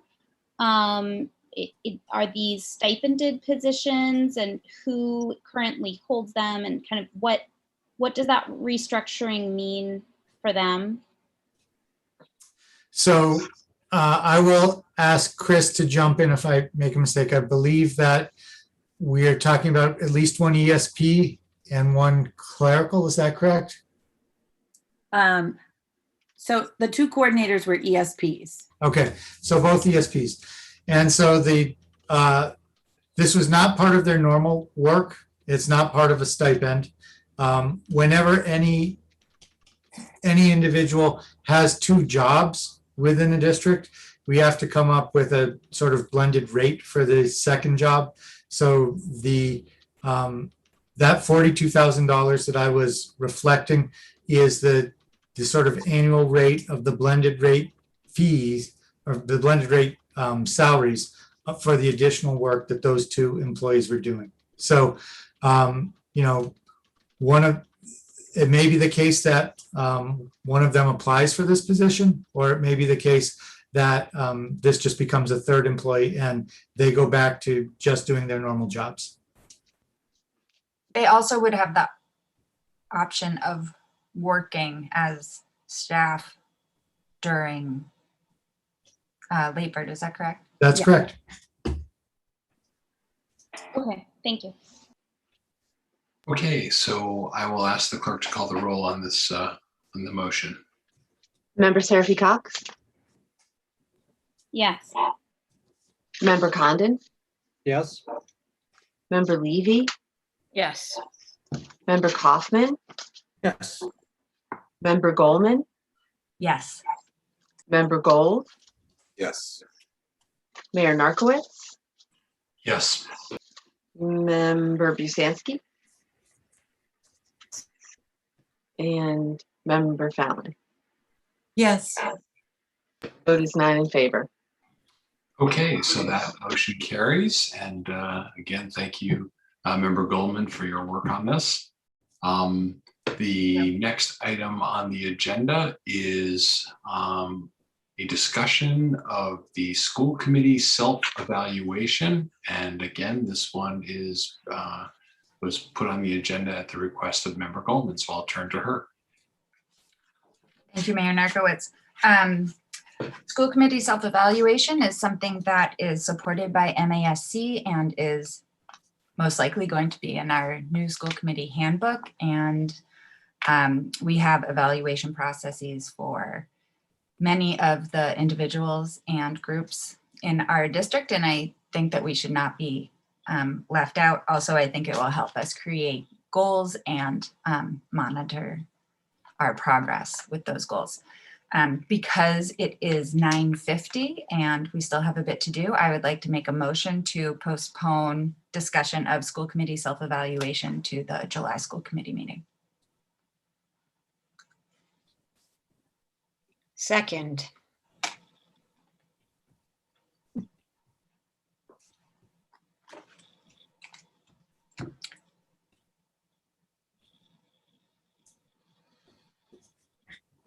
I think our chair has stepped away for a minute. Can I just ask, Member Goldman, were you planning on also postponing the discussion of the school committee norms? No. Okay. Since bringing the item, Member Goldman, my guess is that we don't need to vote on postponing it, that you just say, hey, I want to postpone it, and you're right. Move on with the agenda. I see that our chair is back and he can either concur or disagree. Yeah. Okay. Yeah, sorry, I had a little, No problem. had a dog issue I had to deal with. I apologize. That's no trouble. Mayor Narkowitz, I'd like to just Withdraw move along and postpone the school Fine. committee self-evaluation. Just encourage everyone to read over the document that I submitted in the materials, and we'll refer to that at the next meeting. That's perfectly fine. So we'll move on to item H, which is school committee norms. Thank you. Some of you might remember working on the norms, and we were waiting for the agenda policy to be completed before returning to complete this, and then COVID, and so it just was held off. But I think at this point, the norms and standards are complete, and I submitted a copy in your draft. I believe it makes sense for me to actually, or us to read parts of it. I'm wondering if other people think that's appropriate to read through it. It's not very long, but it will take a moment. So mostly because it's a document the public hasn't seen. And so would the reading be for, as part of the discussion? It would be part of the discussion to see if anyone wants to make any changes. This is my proposed final draft. I don't think there's any problem with that. If you'd like, fine. Okay, thank you. This is the norms and standards for the Northampton School Committee. The Northampton School Committee sets forth these standards and norms that we all commit to abide by as individuals and as a committee. With regard to role, we, the school committee, with the superintendent, represent the needs and interests of all students in the district and place their interests at the center of all the decisions we make. With regard to scope, we exercise leadership and collaboration with the superintendent to establish a vision, create policy, approve and oversee a budget, assure accountability, negotiate labor contracts, and advocate on behalf of the students and the district to sustain continuous improvement in learning, teaching, and facilities. We do not manage the day-to-day operations of the district. Rather, we are responsible for the annual evaluation of the superintendent. We respect that the day-to-day operation of the school system is their responsibility, together with school principals and other administrative staff members. With regard to subcommittees, ad hoc committees, and workshop sessions, we acknowledge the importance of subcommittees and workshop sessions and agree to utilize them to focus on specific topics in depth and to prepare for a presentation, deliberation, and possible action by the school committee. We honor the work and recommendations of subcommittees. We strive to move their work forward and not redo it. With regard to open meeting law and the public, we acknowledge that a school committee meeting is a meeting for school committee members that is held in public, and that it is not a public meeting. A school committee meeting is a business meeting of the school committee that is held in accordance with and with respect for open meeting laws. We understand and respect the chain of communication as it concerns roles and responsibilities and direct others to do the same. We do not take unilateral action and agree to recognize and respect that our authority exists only when a quorum of the committee meets. A committee member's authority is derived only through a majority decision of the committee acting as a whole during an open public meeting. With regard to agenda, we make every effort to ensure that meetings are effective and efficient by conducting our business through a set agenda that is tied to district goals. Each of us receives the agenda and relevant materials in a timely manner. Recognizing the importance of proactive communication and avoiding surprises, each of us, whenever possible, contacts the school committee chair at least 72 hours in advance of a meeting to ask the chair that an item be placed on the agenda. The decision to place such an item on the agenda is at the discretion of the chair in consultation with the vice chair and superintendent. If an item is not suitable for the agenda, a reason will be provided. Emerging items are addressed in subsequent meetings through agenda items unless it is determined by the school committee chair that it would be detrimental to delay the issue until a subsequent meeting. The agenda at each regular school committee meeting includes items to be considered for next or future agendas. Meeting preparation. Each of us receives the same information on all topics and is prepared, having had the opportunity to review pertinent information in a reasonable amount of time to allow for efficient decision-making. All efforts will be made to ensure school committee members receive all relevant documents no later than 6 days before the meeting. If documents are not made available by that time, we may discuss whether related agenda items should be pushed to the subsequent meeting, understanding that sometimes extenuating circumstances may require an agenda item to be discussed more expediently. We channel questions and concerns about agenda items as well as requests for information, reports, and data through the school committee chair and superintendent. With regard to the chair, we recognize that the school committee chair presides over the meeting, facilitates discussion, and enforces the rule that only the speaker recognized by the chair has the floor. As role models, it is our responsibility to set the tone for the entire system and make every effort to promote a positive culture for the district. We commit to remain present and listen actively, silencing cell phones and technological distractions. Full disclosure, we engage in critical thinking, expecting all committee members to freely offer different points of view as part of the discussion prior to making a board decision. Each of us provides input, encouragement, concerns, and positions rather than withhold information from other members. When a committee member feels that there has not been full disclosure, an objective process for revisiting the issue will be used. Open environment. We work to build trust between and among school committee members, the superintendent, and the administration by treating everyone with dignity and respect, even in times of disagreement, by maintaining an open environment where each member is empowered to freely express opinions, concerns, and ideas. We acknowledge that we are stronger and better equipped to do our work in part because of our differences in knowledge, experience, interests, and personalities.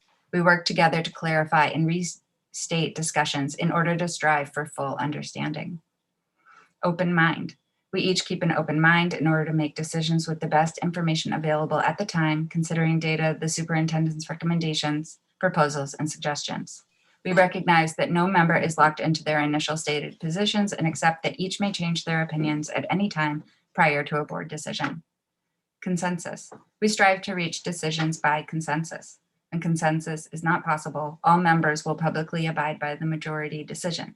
Once we have taken action, each of us will support the official position of the school committee. Spokesperson. We recognize the school committee vice chair as the official spokesperson of the school committee to the media and other public bodies. Self-evaluation.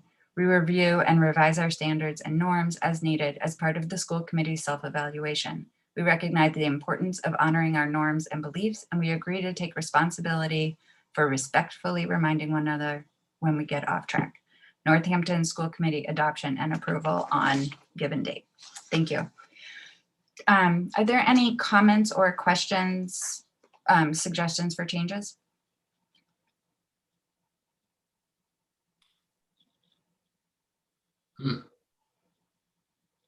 Okay, I don't see any hands raised. So are you proposing, Member Goldman, then that this be put on a future agenda for a vote?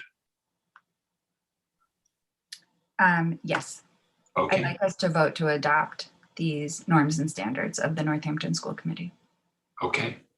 So tonight we had a discussion. We didn't have a vote scheduled, so we'll put it on the next meeting for a vote. We had a reading. Not much We had a reading. discussion. Yes, we did have a reading. So Okay. I'm done for tonight. Thanks so much. okay, well, thank you very much.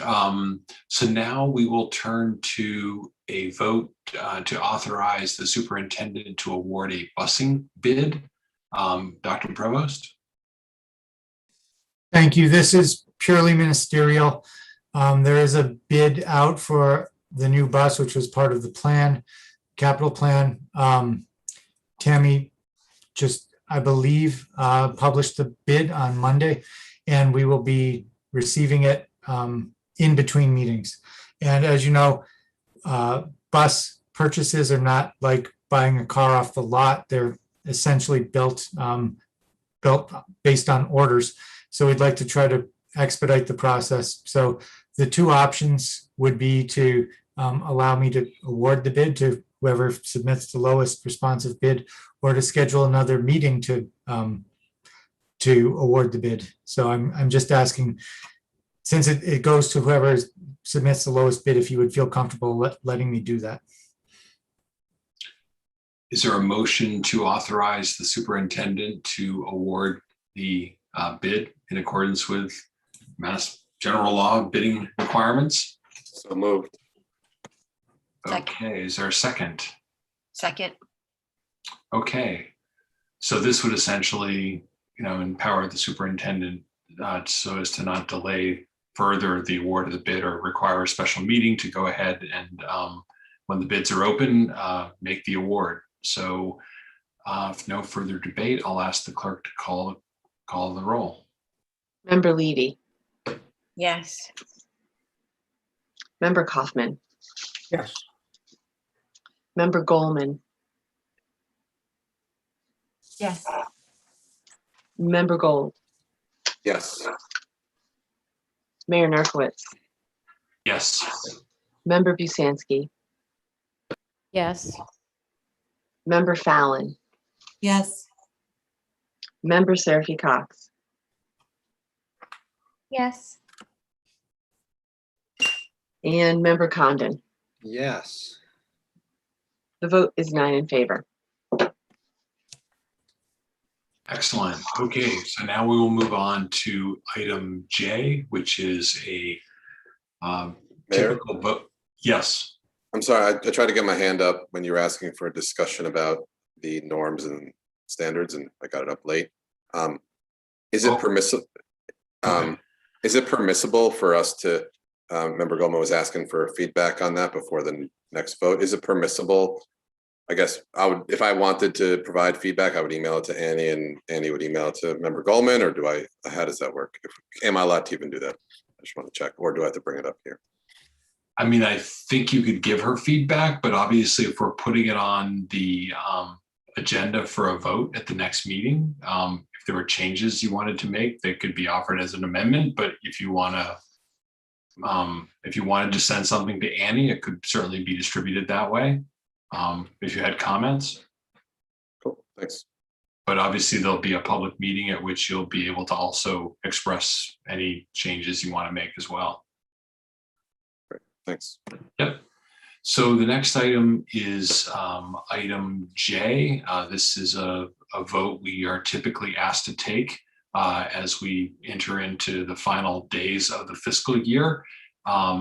And this would allow the superintendent to be able to make transfers within different line items to be able to make sure that the budget ends properly in balance and there are no deficits in any line items. Am I describing that correctly, Dr. Provost? You are. Okay, 10 years of practice. So I guess I would ask if any member would make a motion to authorize those end of year transfers. Move to authorize the superintendent to make end of the year transfers. Is there a second? Second. Okay, any further discussion? Okay, hearing none, I'll ask the clerk to call the roll. Member Kaufman, Yes. Member Goldman, Yes. Member Gold, Yes. Mayor Narcoitz, Yes. Member Busansky, Yes. Member Fallon, Yes. Member Seraphy Cox, Yes. Member Condon, Yes. and Member Levy. Yes. The vote is 9 in favor. Okay, so and the final item on section 7 of new business is item K. This is a vote on a revision to the NPS 2021-2022 calendar. And Dr. Provost. That's correct. I apologize. When we were preparing the calendar for next school year, I failed to realize that Juneteenth is actually going to be celebrated on June 20th next year, which is a Monday. So that was formally listed as the last day of school. That is a holiday. So that should be a day off from school, and the last day of school then become June 21st. That's the only change in the calendar. Okay, so could I entertain a motion to approve the calendar with that change, please? Move to accept revisions to the 2021-2022 calendar. Is there a second? Okay, seconded by Member Gold. And I've got a hand from Member Seraphy Cox first. Yes. So that would be June 21st if there are no snow days, but assuming we have 1 to however many snow days, then it would be past the 21st. That's correct. Okay. And the reason I'm asking is because I was imagining parents looking at the calendar and being frustrated that there's a 3-day weekend and then a single day afterwards. But because there's usually at least 1 snow day, even if it is only happening because you get a bunch of calls from parents about it,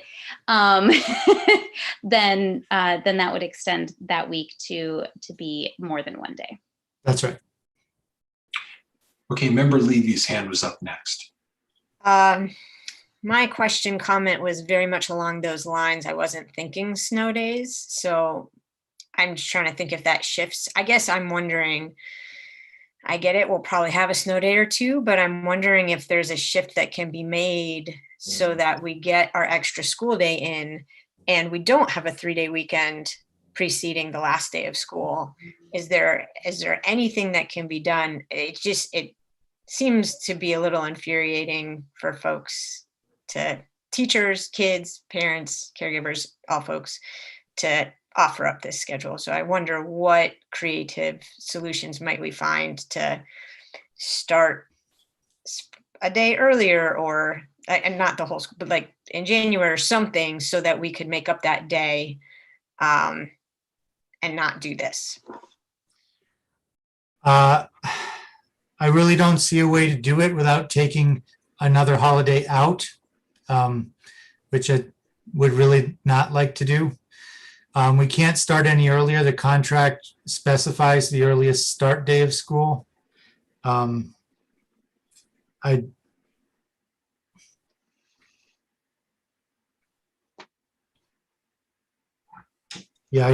don't see what, or I mean, we could shorten February vacation, or we could shorten April vacation by a day. I think that might cause some concerns for families as well. Yeah, and the half days that are in there are all contractual. That's correct. Okay, maybe some of my colleagues have some creative solutions. Member Busanski. Yeah, my concerns go to member levies, exactly. And I brought this up last time but I think maybe it's time to look at switching March break and Can't hear Member Busanski. I don't know if you guys can hear her. Oh. You're a little broken up. Yeah. Okay, I guess I'm having, is that any better? Yes, it is. Okay, thank you. My internet connection is unstable. Sorry about that. My concerns are the same as member Levy's, and I mentioned this last time as well, that maybe it's time to start looking at a March vacation rather than having February and April breaks, and that would save us a good sort of 3 days. And assuming that, yes, we probably will get a snow day or two, but you also have to remember that last day is a half day. So we're talking about a long weekend and then expecting kids and educators and everyone to come back for a half day of school, which just seems, to member Levy's point, really, kind of frustrating to everyone involved. So I don't know if there is still time to consider that for next year, but that would kind of be my suggestion, that we start looking in that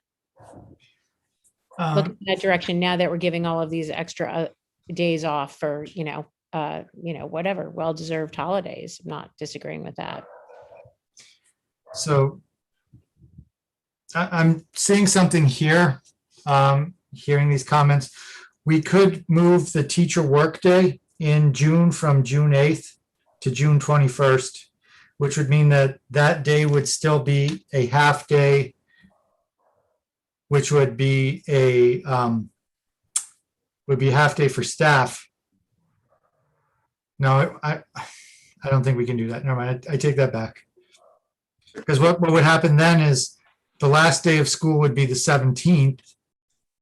Well, yeah, I guess we could do that. We could make the last day of school June 17th, half day, and then we could make the teacher work day June 21st instead of June 8th.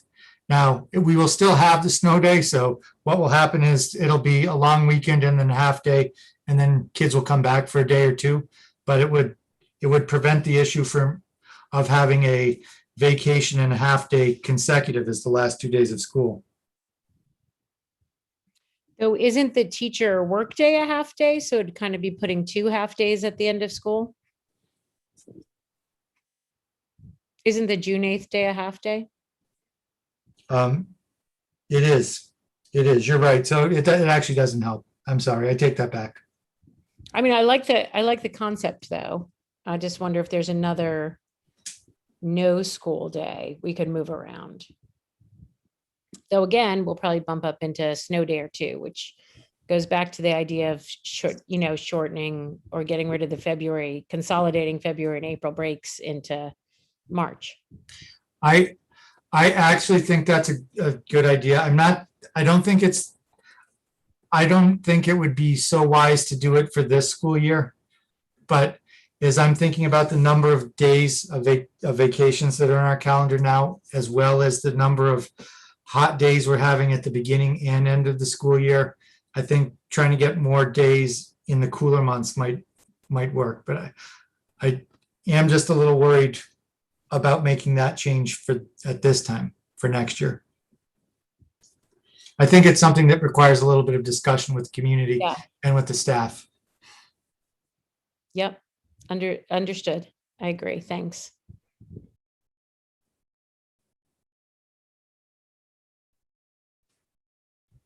You're muted, Mayor Narkowitz.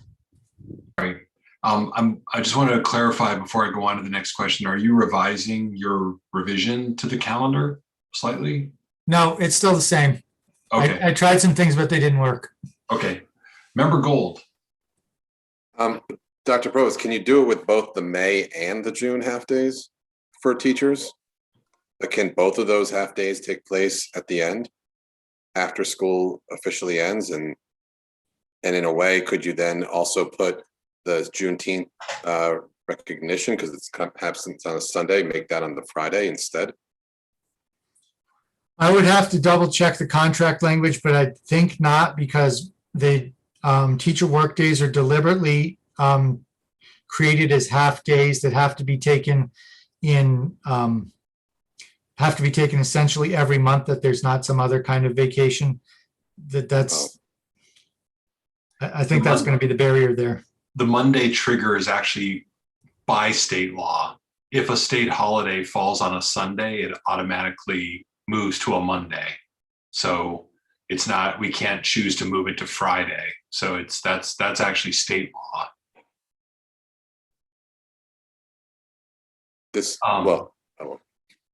Member Levy?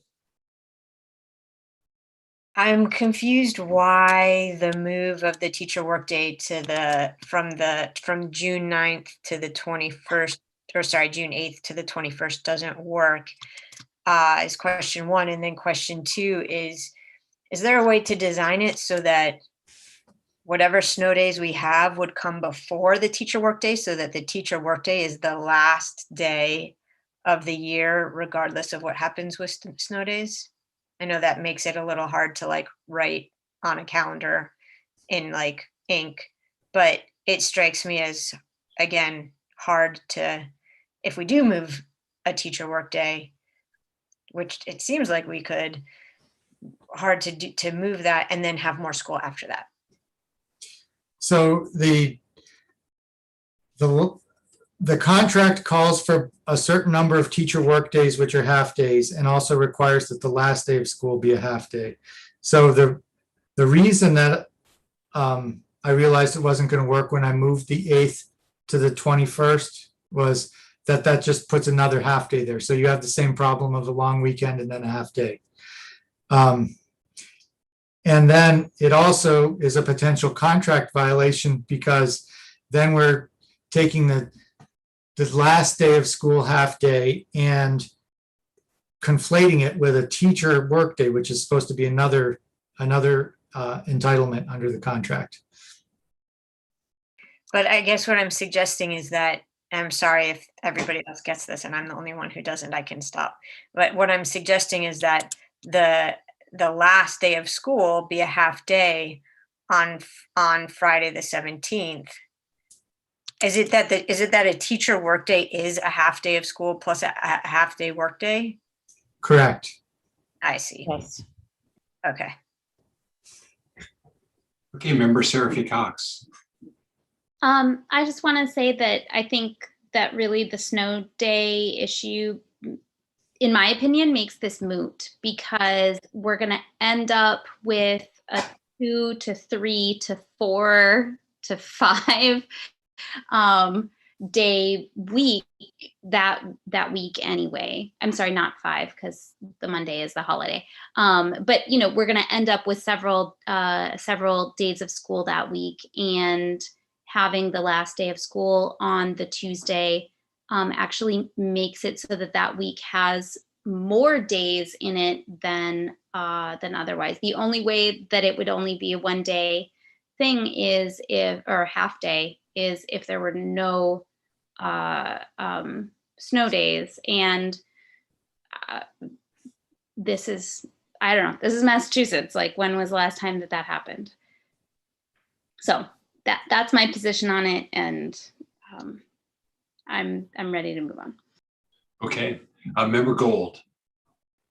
Last thing I'll throw out there, Dr. Provost, can you explain, sorry if I should know this, why don't you already build it? Why doesn't NPS already build the 5 days of inclement weather in? So you say this is the last day, and if we don't use the 5, then it moves backwards, so parents can at least plan accordingly that way. That's what Springfield does. Like, we know when the last day is and then subtract based on snow days. Not used. And maybe that would then not make that whole 3-day weekend thing happen, right? Where parents are thinking that the year ends, but really. I think it might just be a matter of notation. Under state law, we have to provide a calendar that has 180 days minimum and has 5 more days, at least 5 more days before June 30th for potential snow days. So what we're doing right now is saying that our 5th day would take us out to June 28th. But it's also somewhat confusing to say that that's the last day of school, but we might not use it. I guess it's just a matter of how you look at it. What we couldn't do is have a last day that doesn't leave us 5 days between the 30th. Okay, so there's been a motion made and seconded to accept these revisions by Dr. Provost to the school calendar. If there's no further question, I'll ask the clerk to call the roll. Member Goldman, Yes.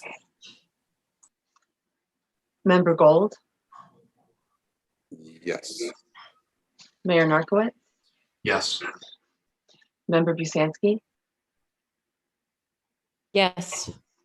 Member Fallon, Yes. Member Seraphy Cox, Yes.